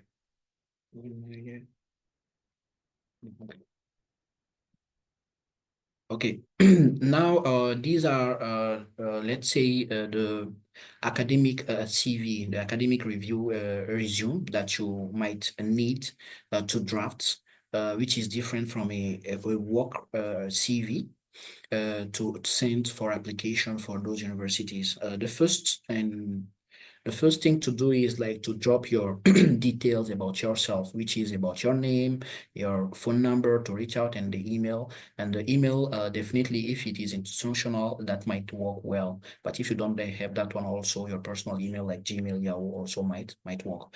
And then after that, you have to draft, let's say, a personal profile. A personal profile, you should not, let's say, we should just highlight the skills, the qualities, and let's say capabilities that will help you during your career, that will help or that are aligned with the major or the let's say the degree you are going to apply for. So it should also highlight like those skills that are behind that those one, which will help like people to know maybe you are also like someone who is passionate, courageous, patient, and someone also who knows let's say who is interested or curious about other stuff. So it should just basically tell briefly about yourself. After the personal profile, then we come to education. Education here, I mean by education, about your degree, your diploma, which degree do you have, and you are using to apply for the next degree. So there you have like maybe a master degree or a PhD degree, or maybe a bachelor degree. What did you do during your bachelor degree? Which are the courses, the main courses that are aligned with maybe the next step you are applying for, and which are also like your GPA, and also those, let's say, awards, those achievements you have done like during that program. So you just need to highlight those one under the degree itself. And if also you have run during that degree, you have run some let's say some work outside or some extra activities that might be relevant, you should mention all of them there. And if you also get like some award during that one, those one also might be helpful when you mention them in the education side. Then the second thing on your CV, academic CV, should be like the research interests. The research interests might be digital economy, social work, IT, business development, or research itself, or being like a teacher. So you should highlight those ones specifically, and if they align with what you want to or you intend to do during the next level, definitely that is also going to help them understand who exactly you are and what you want to do. After that, there is also the third part is like scholarships and awards you have won. Like I was saying, if you won like some medals during your program, or let's say in your past experiences, you have like won or been awarded about with certain honors, then definitely you should mention them, and help also, that will help like the people who are checking your CV to know how far you have been and how quality that can help you to check or control your quality, let's say like that. And that it's always like good to have like, let's say, stars or leaders in our group. And besides that, there is the fourth part, which is about the research experience. Here, the research experience, it highlights first the topic that you use during your past researches. If you are applying for, let's say, a PhD, then here you might talk first about your master program topic, and then you will talk also about the bachelor program topic. And if besides that you have like other projects inside school or outside school that you have done with other people, which is also great, then you mention those one. But once more, it should not be something that is completely different from the major you are going to apply for. It should be something that you yourself you think is relevant, so that you don't need to have, like, let's say, a 3, 4, or 5 pages of CV. A CV is good, and especially an academic CV best, or when it has like little to say, but easy to understand. Yeah. So after that one, we have like some publication that you might have done also in the past or in the present, or you might even been involved in. So those one, like, to highlight them will also help like the reviewer to check or to be interested about what you want to do. So beside that, also, if you have like the links for those published paper, or even if the paper is like in the journal but not yet published, then you should mention all of them. Then comes like the fifth part. The fifth part is about like the technical and the industry experience.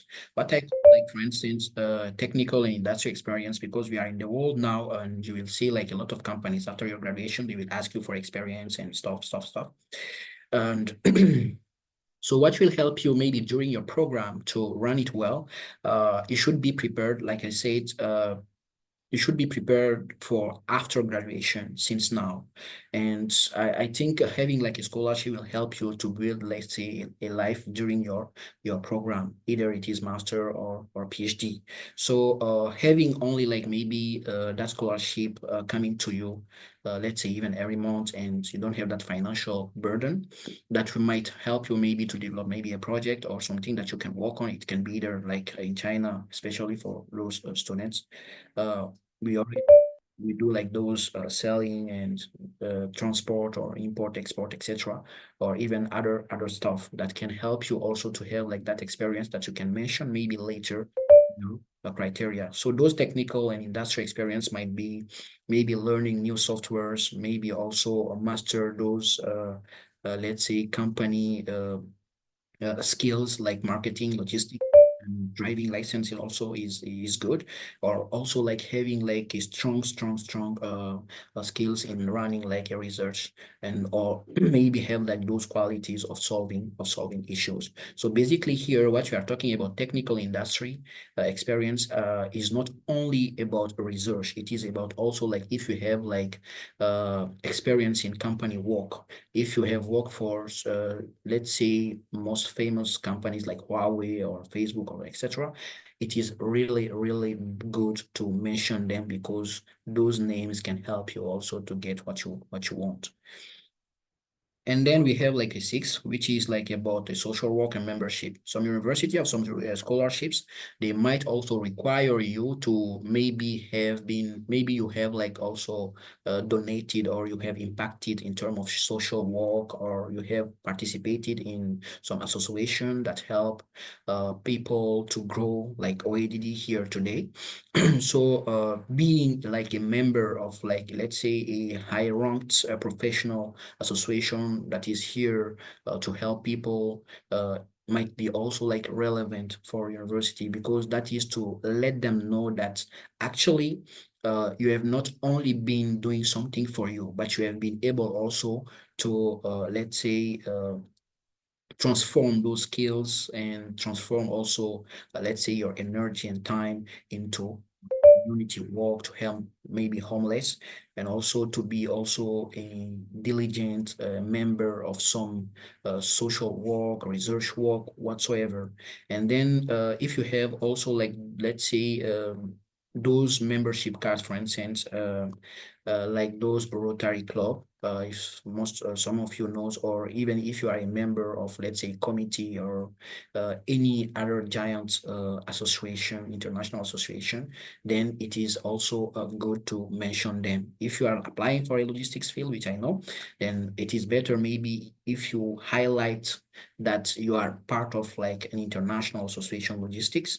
That will also help them know that, oh, this guy is really fully in it and he know what he's doing. Then after that, I was talking about publication and manuscripts. It's all about like you publish a paper. Maybe you also participate in some conferences. Maybe you publish like some small essays. Maybe also you wrote like a book or whatsoever linked with writing. Then comes like the eighth, which is about like conference presentation. Here, conference presentation are most of the time like linked with like those conferences you have attended, like this one. Maybe related to the field you are applying for, you might go or attend a lot of, let's say, meetings, even like those trainings, workshops, etc. So those one, you may pick like some of them that might be very relevant and that are related also to your field, or might even go behind that one, which will also show like the reader of your academic CV that you are not only focused on what you are doing, but you are also like open to other opportunities that might help you to grow and have like a general knowledge to other fields, which may be also an opportunity for you. And it will also show like you, the reader, that you are active and you are someone who is driven and who is ready like to pick up opportunities wherever it is. Then comes like also like those invited talks. Invited talks here, I will talk about what I'm doing here with you. Those ones are like those, they are a good invitation and they are, let's say, opportunities and chances that you might get, and which will also like help you to get or to grab some opportunities, because it's shows or highlight like a kind of certain trust on you, and also trust on the skills that you have about a certain domain, which I will also like say again, never decline, like an honor to share your experiences, small or big, whatever it can be. So that can help you also to reflect yourself and at least have something to put on your academic CV. Then comes like the references. Here, references can be your professors, and if you have been work in company, it can be also your bosses, it can be a teachers, it can be even a good friends whatsoever. So those references are really relevant. And maybe in OADD you may take like the president of OADD or whoever who can be your referee. So anytime they want to maybe have a good knowledge or to know who they are exactly working with, they might call them. Okay, most of the time people say they don't call, but actually they call. If it is like a good position, or it is a position that requires much more trust, much more, let's say, security or information security, then they will ask about it, because it is important for me or any company who is very serious about what he's doing will do it, definitely. And it is a pleasure also if they do that, because that might also increase your chance to get what you want. Then comes the last thing here. It's all about like preparation, and it's not only about what you write in your CV. It is also like sometimes once you're done with this beautiful academic CV, you draft it well, everything is okay, you come to where we say like editing, try to edit and try to read if there are some part of vocabulary and whatsoever it can include, but you come across it and then you try to edit and see the formatting as well. So the color usually might be black and white, the normal one. Don't suffocate it with too much beauty. Just make it simple, clear, and readable. Then after that, once you draft it, you may let like, let's say, someone else have a view before you send it. yeah, the person you might share with to have a view it and to give you a feedback about it, it should not exactly be, let's say, a professor, a teacher, or an academic person. It should just be maybe a random person who can at least read. So the first impression, just let them know, even if they are not in your field, just tell them to tell you what exactly they think about you at the first impression of this academic CV. They might exactly tell you what might be, let's say 95% what the guy others like behind the screen or to whom you are sending your CV might say. Yeah, it might be different, but slightly different. So let's say many people, as much as you can to see in you or through this CV what they exactly get as information. That can also help you maybe to edit it well again, or maybe to design it well, or to remove some ideas or put other ideas also that might help you to finish with it. So those were what I have been like able to share with you, and thank you again for giving me like that chance today, members here and participants. Thank you.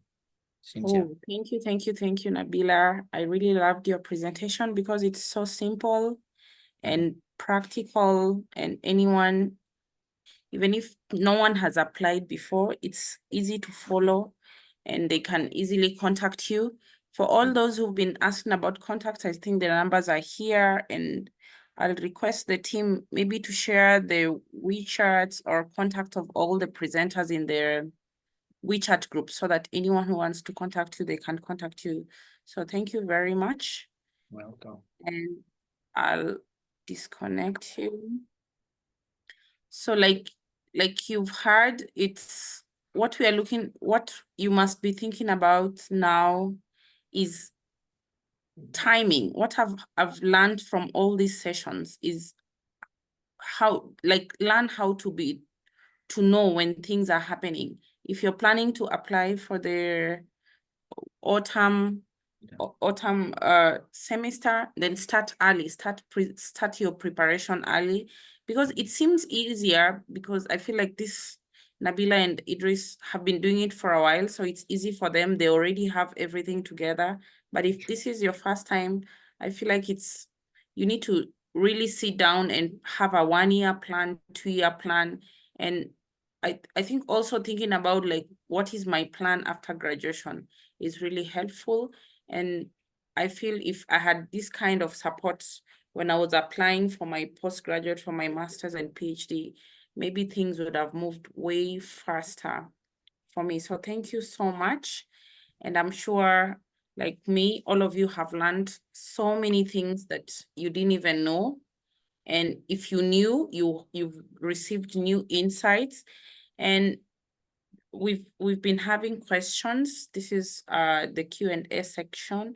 So we've been having questions. I'll read through those ones that Idris tried to answer, and then the rest that he didn't answer, he can answer, or we can open our mics and try to chip in based on our experiences, or what is the right thing you think should be done. So there are about 3 questions that he already answered in the chat. So I'll just read them out for anyone who couldn't follow the chat, and for the sake of the recording, so that anyone who's listening can get the answers, and when inquiring, they can be clear. So the first question that was answered was by Karen, and she asks, could you please share those link sources you just mentioned?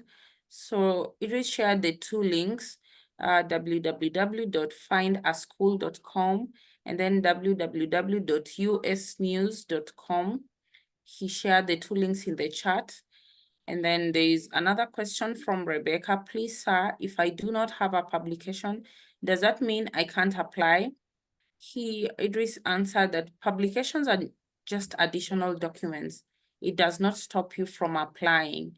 And then we had a question from Catherine who asked, should the referee be a professor? And then he says, not necessarily. Your referee should be someone that can assess your performance and probably in your field. You don't want a professor in arts to give you a recommendation letter for an engineering program. So I'll read out the other questions that didn't get answers, and either Idris or anyone else who feels they can answer can chip in. The first question, there was a request, please send us or me your email address so you can help me with a scholarship. This was from Emmanuel.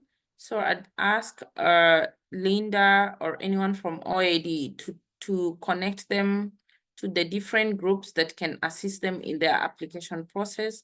And also Nabila shared his contacts. I think you can get his email address, phone number, his WeChat, and ask him on the specific thing you want. But what I've heard from this presentation is about clarity. Be very clear, be prepared, have all the documents intact. Because of the time difference and everyone is busy, it's always easier when you've done something. At least be 50% done with the application so that if someone is coming in to help, they're not asking you about the basics.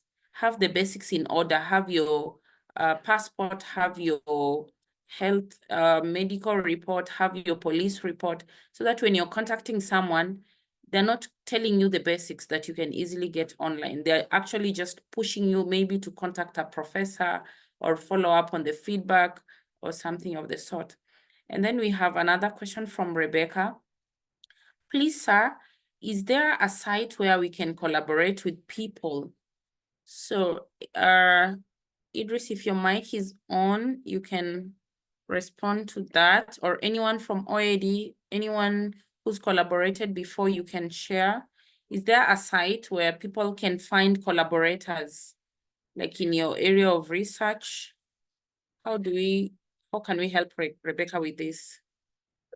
So for collaboration, can you hear me? Yes, we can. Yeah, so for collaboration, first thing you need to like reach out to people that you think are ahead of you. So let's say you're a master's student, or let's say you have a bachelor's degree. You can always reach out to maybe someone doing PhD, postdoc, or even your old supervisor. One thing you can do is you can write a review article, write about something really interesting, then send it to someone better than you. Oh, I would like your input about this. So that way you can get their interest. So they can help you to fine tune whatever you've written. That's one way of like getting to like collaborate with people. So you need to let them know you have something to offer. Another thing you can also do is, we have a lot of African students that are very good with maybe statistics or good with programming languages, writing code and things like that. You can reach out to someone you know, maybe ahead of you or even your mates, like, hey, I can help you with this data analysis. I can write some Python code for you that can help you to like processing and analyzing your data very well. That's a way of like collaborating. You are like offering them something. They are also going to offer you something. In a way, when you add input to whatever they are doing, you also get from them. You'll learn from them, and at the end, it can actually result into maybe a paper. So you have to be very intentional. So in a situation whereby you really don't have idea on how to go about that, you don't have people around you, definitely you have people around you. You just need to like, open your eyes and reach out to people. If you don't have people around you, but if you have someone that maybe a professor that you like what he or she is doing, reach out to them. Hey, I was reading through your paper. This is what I think about it. Does that make sense? You're getting their interest. Then from there, you can be like, okay, I have this. Can you help me to review it? So you can do this to any professor. You can do this to any PhD student, or even some of your colleagues that you feel like they are working on something really, really good. So these are ways you need to like network. When you network, then you can collaborate. You need to show them you have something to offer. Then when you offer them, they will also like offer you. you can work together, share ideas, and get what you want.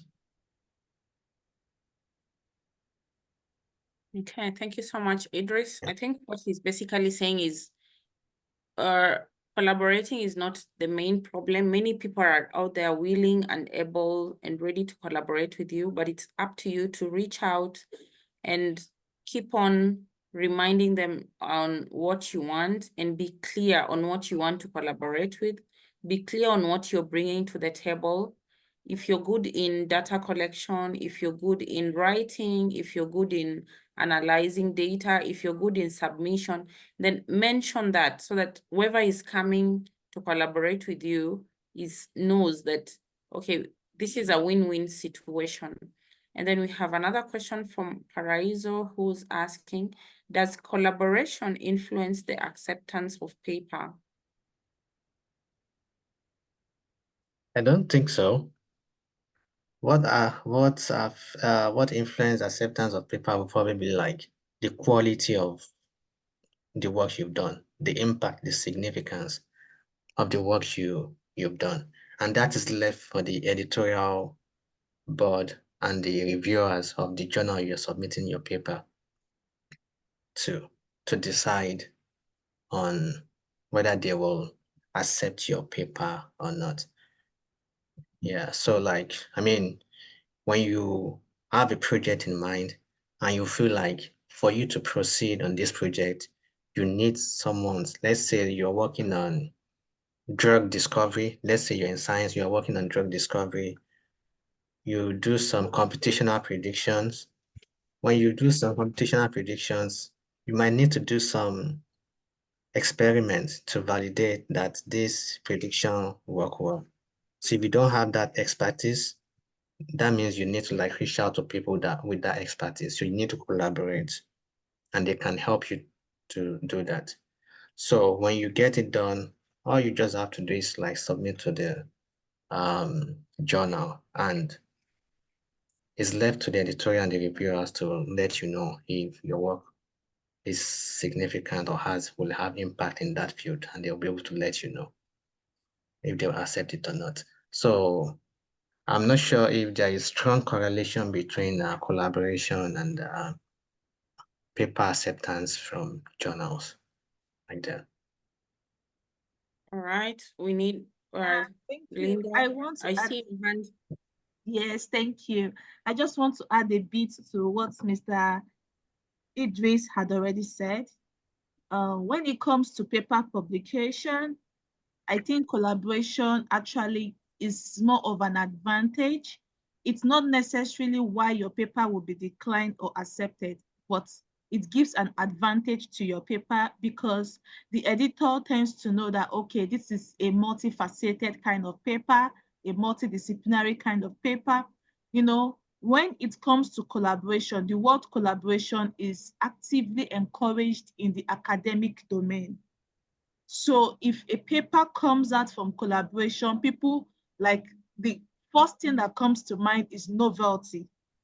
Is maybe a special kind of methodology or something. That's the first thing that comes to the mind of a reviewer or so. I review papers. So when I see things like that, okay, yes, this manuscript is multifaceted. That's the first thing that comes to my mind. So I think it's kind of give advantage to your paper. Yeah, it gives an advantage to your paper. So if you can, it's well encouraged. And OAAD is a place where such a thing is encouraged because there are several research groups in OAAD where you can join and collaborate. So thank you so much, Mr. Idris. Thank you. Yeah, thank you so much, Linda and Dr. Idris. I believe that collaboration is a very big aspect in research. I don't know, it's more like the chicken and the egg problem. You don't know which one will lead to the other one. So when you start researching, automatically you'll find collaboration because there is no way you'll know everything. And then the more you research, you'll get more collaborators. So they feed into each other. The second thing I want to say about acceptance of paper is there is a way that when you collaborate, if you're a young researcher and you collaborate with a senior researcher, there'll be a different tone to your research. Like what you write in one sentence, a professor can summarize in one word, and many people can see that in your paper.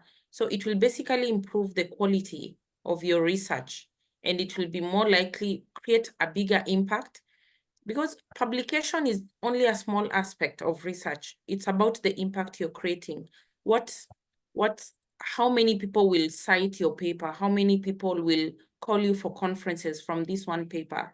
So if you're collaborating with people who have already experienced, I feel like it will have a greater impact and you'll gain more confidence and more wisdom just from this collaboration. So I'd really encourage collaboration, but also as you're seeking collaborators, also try to expand your knowledge in your area of research and be very specific in your area of research, so that when you're meeting collaborators, you're already an expert in your own way and you're collaborating with them from an area, from a place of confidence, not from a place of intimidation. And then we have another question from Tolulupe, who says, thank you for the presentation, Doctor. I think this one was for Nabila. Please, how easy is it to undertake, switch to another course from PhD in US or Canada, which is different from a person's master's degree? For example, arts-related undergraduate degree, master's in public administration, research interest in waste management and public health policy. Is there a good chance to get admitted in PhD in public health program if the statement of purpose is fine-tuned to fit that purpose? So basically what she's asking is she doesn't have like a specialized area of study, and she's trying to switch from one area to another, or maybe from even one department to another. How easy is it? Okay, thank you for the question. If I understand your question, I will not, the first difficulty is yourself, like if you are ready like to make it happen, because let's say experienced like a case from a friend, and he was coming from a different background to start with like transport. So basically you need maybe to have like a solid background, so it will require you like much more time, like Dr. Cynthia just mentioned. You need really to have like that strong knowledge or basics about what you are going to do. You can do it, and you can even get like acceptance if you provide like a strong and solid research proposal, and then you have like also a strong reason to do it. Like I said, when you are going to do it, don't just make it, have like a reason that will motivate you where even later when you get it, because that will really help you at a certain point if you want to give up. But what you are asking, or as a question, is to be honest, something different, and difficult to make it up, unless if you already have like some background in it, because during interview then you might show how much knowledge you know about the thing you are applying for. So what I will, but you can do it, because nothing is like impossible, as much as you are like ready to make it. How easy it is, it will depend about how much you prepare yourself for it. Yeah, it will just depend on that. Thank you. Thank you for the clarification, Nabila. From my experience, I feel like when you're in undergrad, you'll get 100% attention from the professors, from the other students. You can have group work. When you're in masters, you can get maybe 80% attention from your support group. But when you're in PhD, the support decreases and most of the workload is on you. So if you're willing to do double work, like learn everything about a new field and also excel in maybe in the 4 to 7 years, then go for it. But you feel like, okay, it will require you to have background information on this, then my advice would be to try and find a foundation course that is related to your PhD. It can be a short course, just to give you an idea of what you're getting yourself into, and then pursue your PhD. This would be my suggestion. But like Nabila says, everything is possible and it depends on your determination and resilience. I see your hand, Abu. You can switch on your microphone and share. Okay, good afternoon. Good afternoon to you. Yes, my question is about this CSC scholarship or all of the Chinese scholarships. So how is it how can it be? We need some like a guide that is going to, because sometimes they don't reply you on time. They don't like some of the scholarship I applied last year and some 2 years ago. I did not get any reply unless if you've scaled for interview. So sometimes you want to prepare more, especially for me. I'm a graduate of for biotechnology. I want to go into PhD by molecular biology and something like that. So you need at least like a reply from the from one of the applications, so that you will know where did you make a mistake and how you'll be able to prepare for another section of scholarship application, especially now that we are coming to around November, that December application cycle. So how can we be able to ace these applications? My name is Abu Aisha Kashim Ibrahim. I'm calling from Nigeria. Thank you. Sure. This is my question. So I will need like an expert help, so that I'll be able to have this to get this application, that I'll be able to at least, like after after an exam or after an interview, if you succeed, you would like to know that what is the result. Even if you fail, your failure should not be like an end of the road. But if you know the result, that maybe at least they rejected you because some of this, like how they used to reply in Europe, some of the European and US scholarship, they will tell you that maybe you do not fit their research criteria or something like that, or something, or any of the reply to. But why is it that in most of the Chinese applications you don't get that? This is one of my questions. And how can we be able to surmount that that aspect to be able to get a scholarship in China? Because so many of our African brothers are now in China, so they have experience doing their PhDs and something like that. How can people like us be able to get into? Thank you. I think from my experience, it's kind of a cultural thing where, because of the power distance, communication takes a while in China most of the time. So my suggestion would be first to try and go to LinkedIn or ResearchGate, find someone in this university who can follow up in person with whoever you contacted. My second suggestion is try and target maybe 3 to 5 universities or 3 to 5 supervisors. Like I know in my previous school, the recommendation from the supervisor is not mandatory. So if you can narrow down to these schools that don't require a reference letter from a supervisor, then it will be an advantage for you. But if it's an institution that you really want to go to, then you have to do the groundwork by yourself. But anyone else can share the experience. Okay, thank you. Anyone else who has an idea on how to expedite feedback from professors in China is open to share. Okay. Okay. Maybe I can share like some idea about it according to what I've experienced. Okay. First of all, usually, I don't know for like you, because you mentioned, you said most of universities, I think now they are improving because it depends about the university itself also. But most of the university, I think now they give you a feedback actually about your application, but it depends whether you reach the step of interview or not as well also. Maybe if you you didn't reach that level, you might have like maybe you might not even receive anything as information later.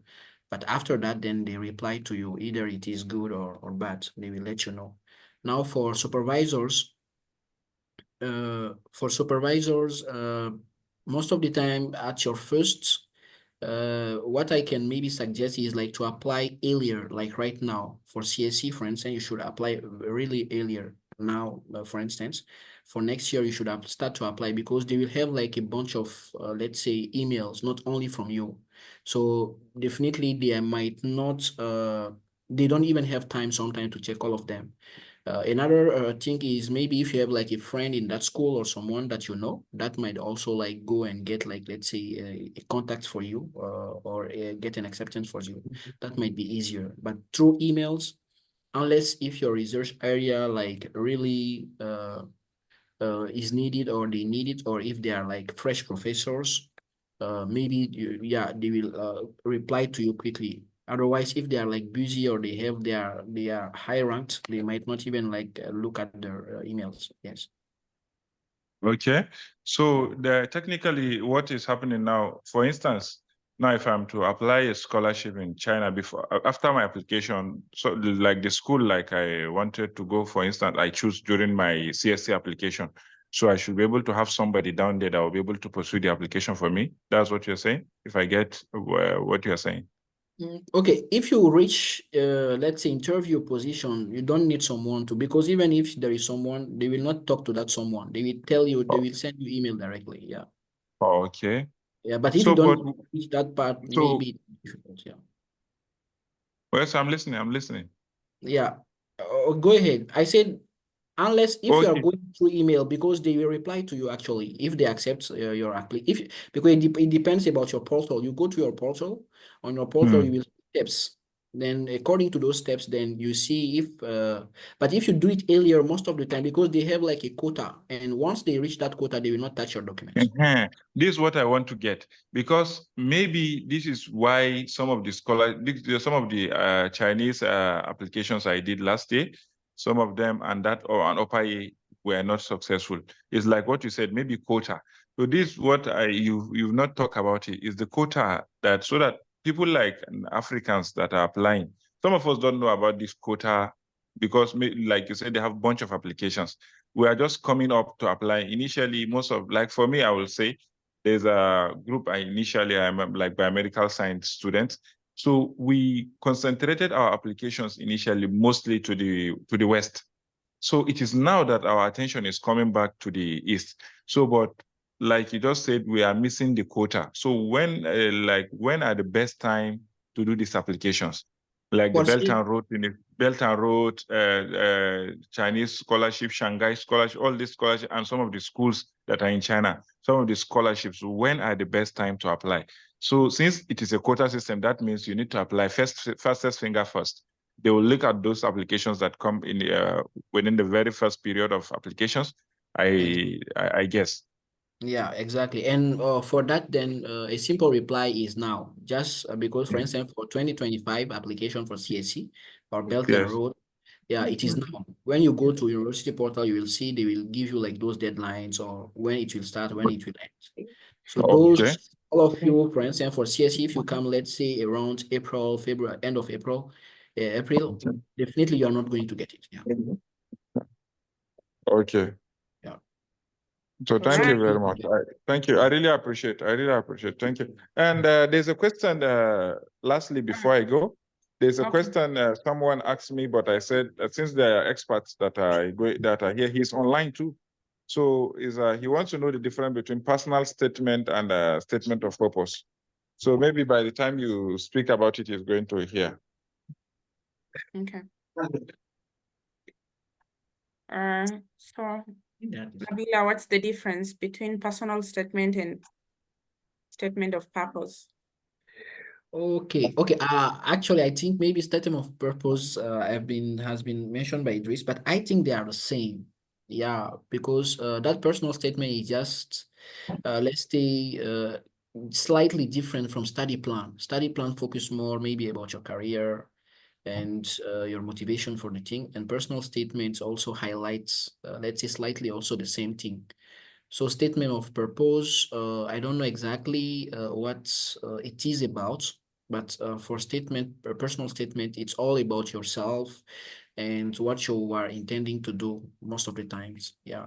it's not that relevant actually. Yeah, they just ask for it. Yeah, that's what I Idris, can agree about it. Yeah. Idris, can you give more Yeah, so information? yeah, I think that Nabila already like talk about its statement of purpose. Personal statement is synonymous, and so when you're writing like personal statements, you can add some personal things about your life that actually like motivated you, that actually like triggers you to like applying to the graduate school. And study plan, you want to talk about your experience, your research experience, and things you'll be doing in future and why. And you want to talk about your future goals as well. So you can also include some of the things you have in study plan in your statement of purpose and personal statement as well. But when you're writing these, always try to follow the instructions given because there are also word limits for every statement of purpose, personal statement, and study plans you are writing. So always check the word limits so you don't go beyond that. Try to like compact everything and let it be straightforward and meaningful. So basically what you're saying is try to follow what the school wants. Try to adhere Yeah, to their requirement. yeah, Yes. they Regardless always of what tell you they what they ask, want. follow what they want. Don't try to Yeah, put over in to. your own information. Yeah. That's All it. right, Sadiq, you're back. Abbas, you raised your hand. You can, yeah, go ahead. All right, thank you. I just want to add something about the response to the response someone can get from the supervisors based on what you added from my experience. One thing we tend to forget between the Chinese and the USA professors is that the Chinese actually, most of them don't like to read long essays. So I have seen a lot of people when sending cold mails to Chinese professors, they send a lot of stories. And you know, in the US, maybe when you want to send, you have to tell the professor what maybe sparked your interest in his works. So for the Chinese, I think it doesn't work. When they see it, they just feel this is just rubbish. And we all know that the Chinese don't use the Gmail or the Yahoo mail, you know, they use some 169 and similar emails. So when we send a lot of emails, maybe they just go to the spam or junk. And at the same time, one trick I use, which also got me an acceptance letter, is sending a reminder to a professor.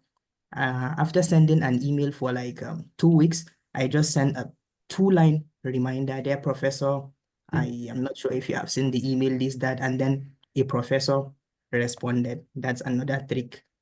And then lastly, the program I am currently, actually, I have not even gotten an acceptance letter, but what happened was that I submitted a proposal and I learned that if professors have slots and they want to, for example, choose maybe students, they can look at those students that have applied from the international office. So I have not even, just like Cynthia mentioned, that there are schools that don't require acceptance letter for you to submit your application. So I did without requesting for acceptance letter. And one of the professors emailed me himself that I have seen your proposal and I think our research area aligns and I currently want to recruit a student under this work. Just look at my work if you are interested and we can work on that. So I think when someone finds maybe a good professor or something he wants to work on, he should tailor his proposal, you know, to align with maybe the objectives or some of the researches in the school, and he might be successful. Thank you. Thank you so much for the input. Yeah, it makes it more clear. Linda, I'd seen your hand. I had even dropped my hand already, but I just want to say something. Yeah, so for this, for the person who asked concerning the personal statement and statement of purpose, the thing is Yeah. sometimes some kind of scholarship would ask for both of them. So when they ask for both of them, the major thing you should bear at the back of your mind when writing is the personal statement. That's why it is called personal. It is more about your accomplishments. So be strong in your accomplishments when writing your personal statement.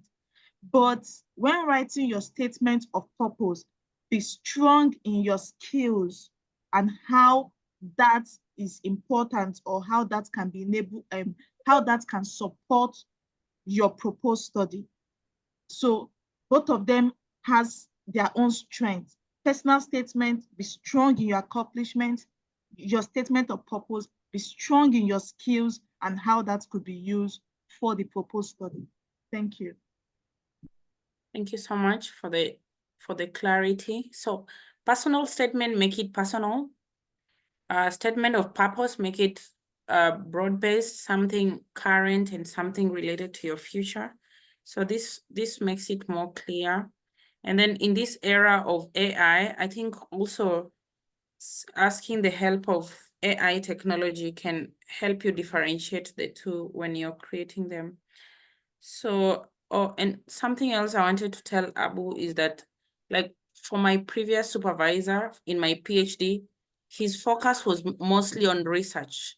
So if you're applying, he doesn't look at anything else. He just looks at your publication. So my advice is try to highlight your research experience first when you're targeting many Chinese professors, because mostly they're interested in research. So put it at the top. Put it at the top of the CV, so that without adding, like, the first page should be about research. Like, I'm good at this, to do this, I've collaborated with this. Let it be the highlight. Okay. Yeah, because many professors just want someone who has experience in publishing, and they don't need to give you the basics when you join. So we have Thank you very much. from Catherine. If you're already in China, do you need a non-criminal record, physical examination certificate to apply for CSC scholarship? Idris, I see your hand. Okay. I just wanted to comment about the previous about the scholarship in China. I can talk about that later. Dr. Nobu can attend to the question first. Okay. Okay, Yeah. that is a yes. Yeah, definitely you need it. You need those two documents. So will Whether they you get are in them China. from China or from their country? Criminal record, you can get, okay, unless if the universities or, okay, you can get it in China, criminal record, yes. Okay. And And the the other medical, document, the physical, medical, of course, yeah, you can get both of them in China. okay. Yeah, but sometimes unless like the university or the institution you're applying for say like you should get it back home, then you can get it both of them, definitely, yeah. Okay, so yeah, try and have both documents when you're submitting, because I think they are mandatory. Yes, So you they are can mandatory. you can have a copy from China, and usually in some schools they'll ask you if they need more. But for now, you can find those ones from China. Idris, you wanted to say something about applications in China? Yeah, I just wanted to add to some of the comments, the responses you've given. I think this might be useful. So if you're finding it difficult getting professors in China, and if you're doing this, sending emails, sending cold emails during the application period, the chances might be very slim because you might not be the only one sending to them. And just like the other responses you've gotten about, like if the email is too long, if it is not too tidy, and if you're also using all these big vocabs, so it won't make it really interesting. So if you're not highlighting your skills, things you can offer them, I mean, it won't be very interesting. So one of the things you can do is you need to send them emails before the application period. Start sending them email like, hey, professor, I'm fascinated by your research, especially this one you'd work on transport management in Africa, One Belt, One Road. This is what I think about it. Send them email. They might not respond to you. Send them follow-up email, just like Dr. Musadik have said. Send a follow-up email. Once they respond to you, you've already you've gotten their attention. So by the time the application period is coming, when it's about the time you want to start your application period, that's when you should now tell them about, oh, I'm interested in applying for PhD. Are you willing to take me in? Then you can push that in. So these are ways you can actually like get their interest. If the other methods are not working, you can try to apply and try to like get acquainted with some of these professors ahead of time. So for example, if the deadline is in March, what would be the best time to start sending the cold emails? Sending cold emails can be anytime. But if you're looking for higher chances, especially in China, higher chances of you getting a response and getting acceptance, you probably want to start before maybe December. Okay. Yeah, because maybe around that application period, there are a lot of people applying from other countries, Pakistan, Bangladesh, Indonesia, everywhere. So they will keep getting emails from these people. Hmm. You understand? Like it's more like a spam to them. Once your own email enters again, they will just like put it aside. So you want to like start your work ahead of time. And during that application time, you can also send around that time. But if you really want to increase your chances, you can always start early. And seems like the brother asking the question probably is a Nigerian.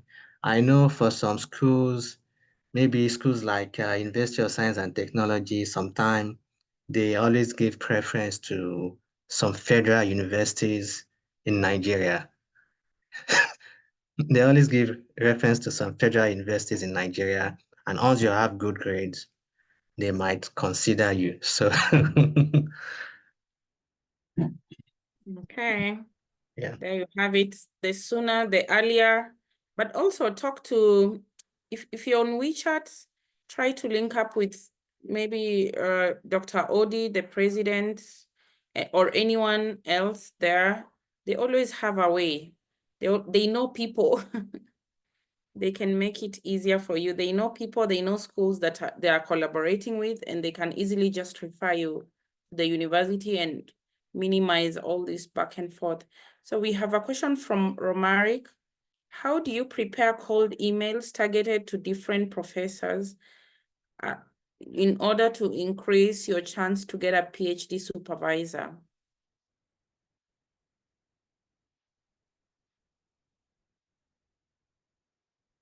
Hello? Hello? Yeah. Hello. How do you prepare cold emails targeted at different professors to increase your chances of getting a PhD supervisor? Yeah, cold emails. Yeah, I think Dr. Nabil, and I think you've also like mentioned that when you're writing the emails, don't let it be too lengthy. Your research interests, your skills should be the priorities. What you can do should be the main content of the email, and let them see what they can benefit from having you. When you're sending them this email, make sure you've like do your own findings before sending them emails. You know what they are doing, and you probably might know what they might be lacking or what they might be needing.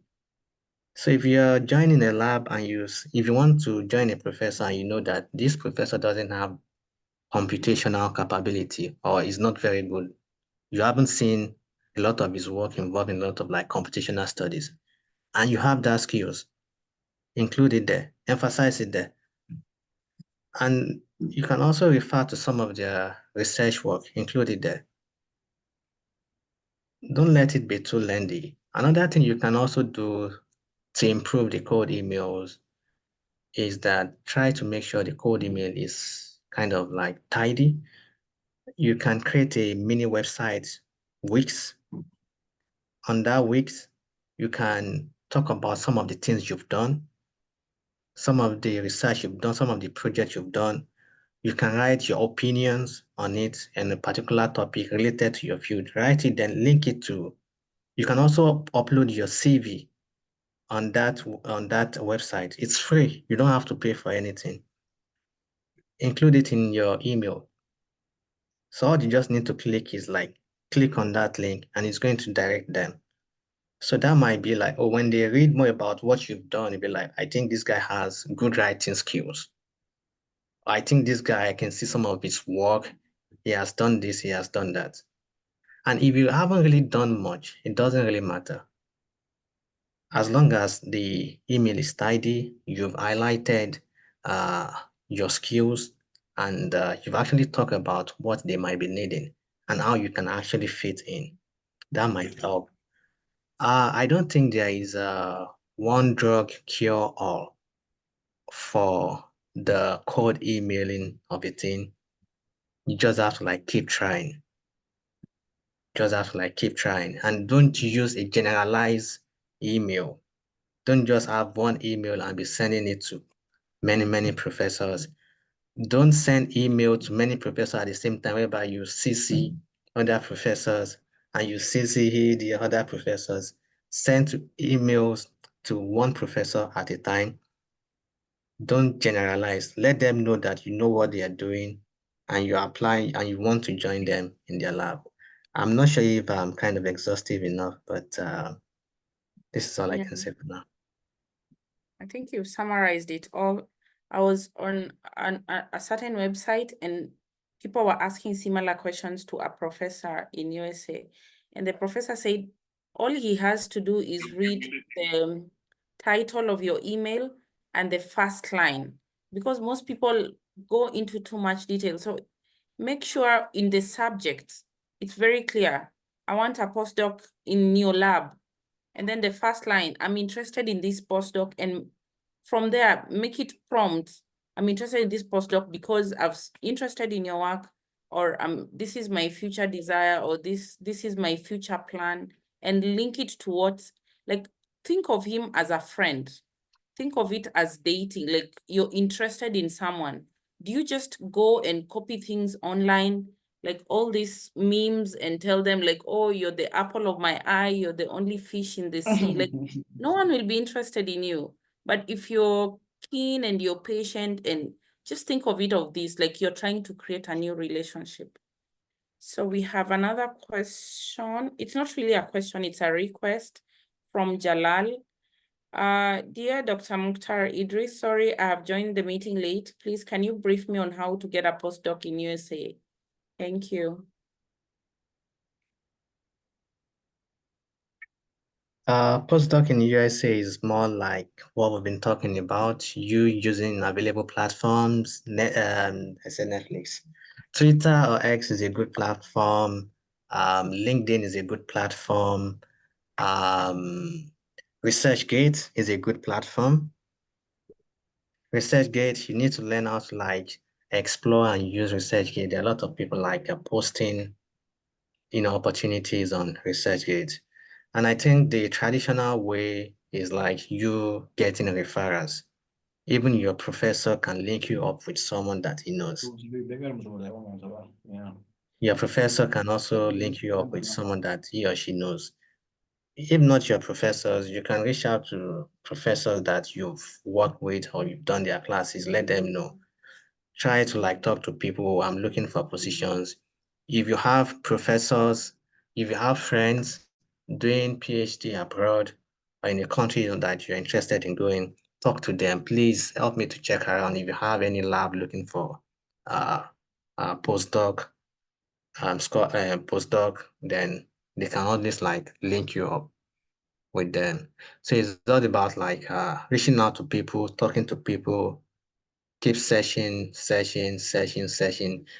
Well, it seems like the whole postdoctoral opportunity is more like PhD, but a little bit kind of like difficult in the sense that some of these professors are always kind of skeptical that do you really have what we want, or are you just trying to use this as an opportunity to immigrate?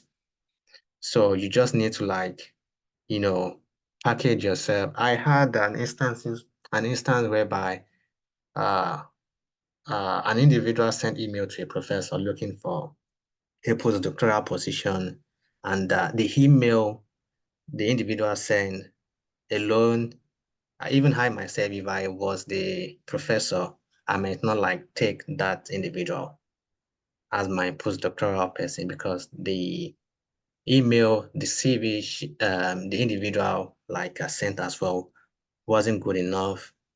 The email wasn't good enough. These are some of the things they actually look for. So take your time before sending the email. Try to read about them, then just shoot your shot and keep sending as much as you can. So they might grant you interviews, try your best, then hopefully something will work. It's just about like keep trying.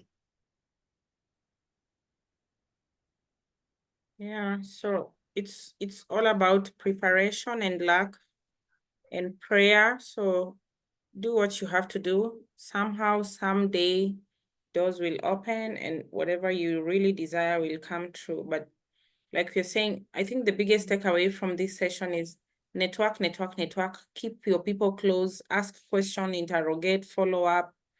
So it's about your emotional intelligence. How well are you relating with people?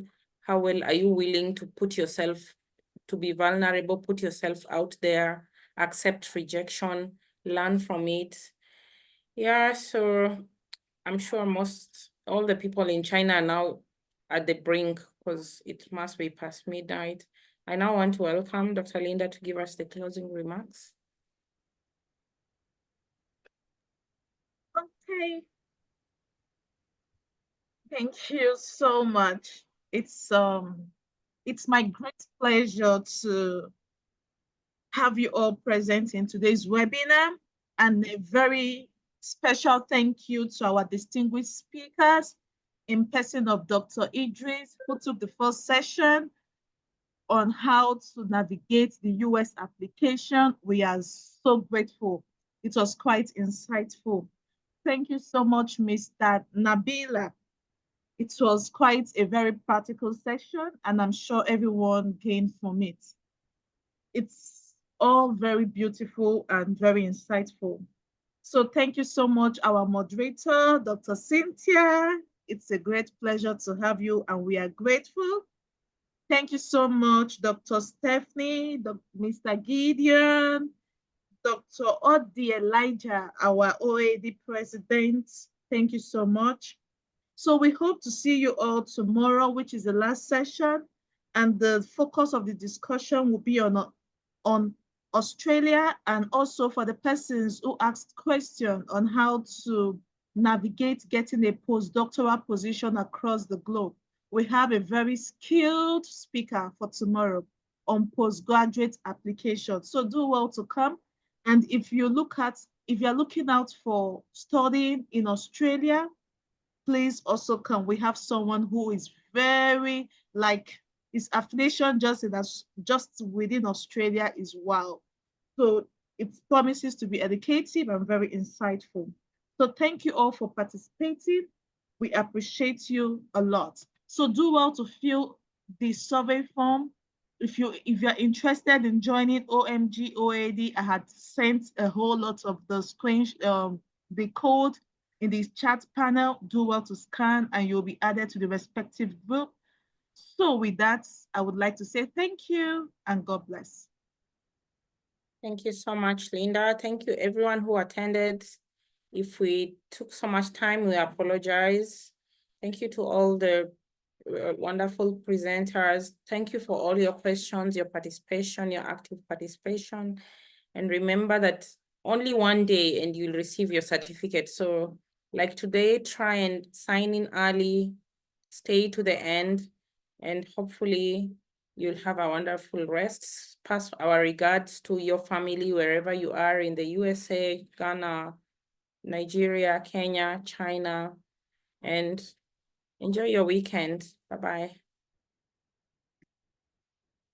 Good night.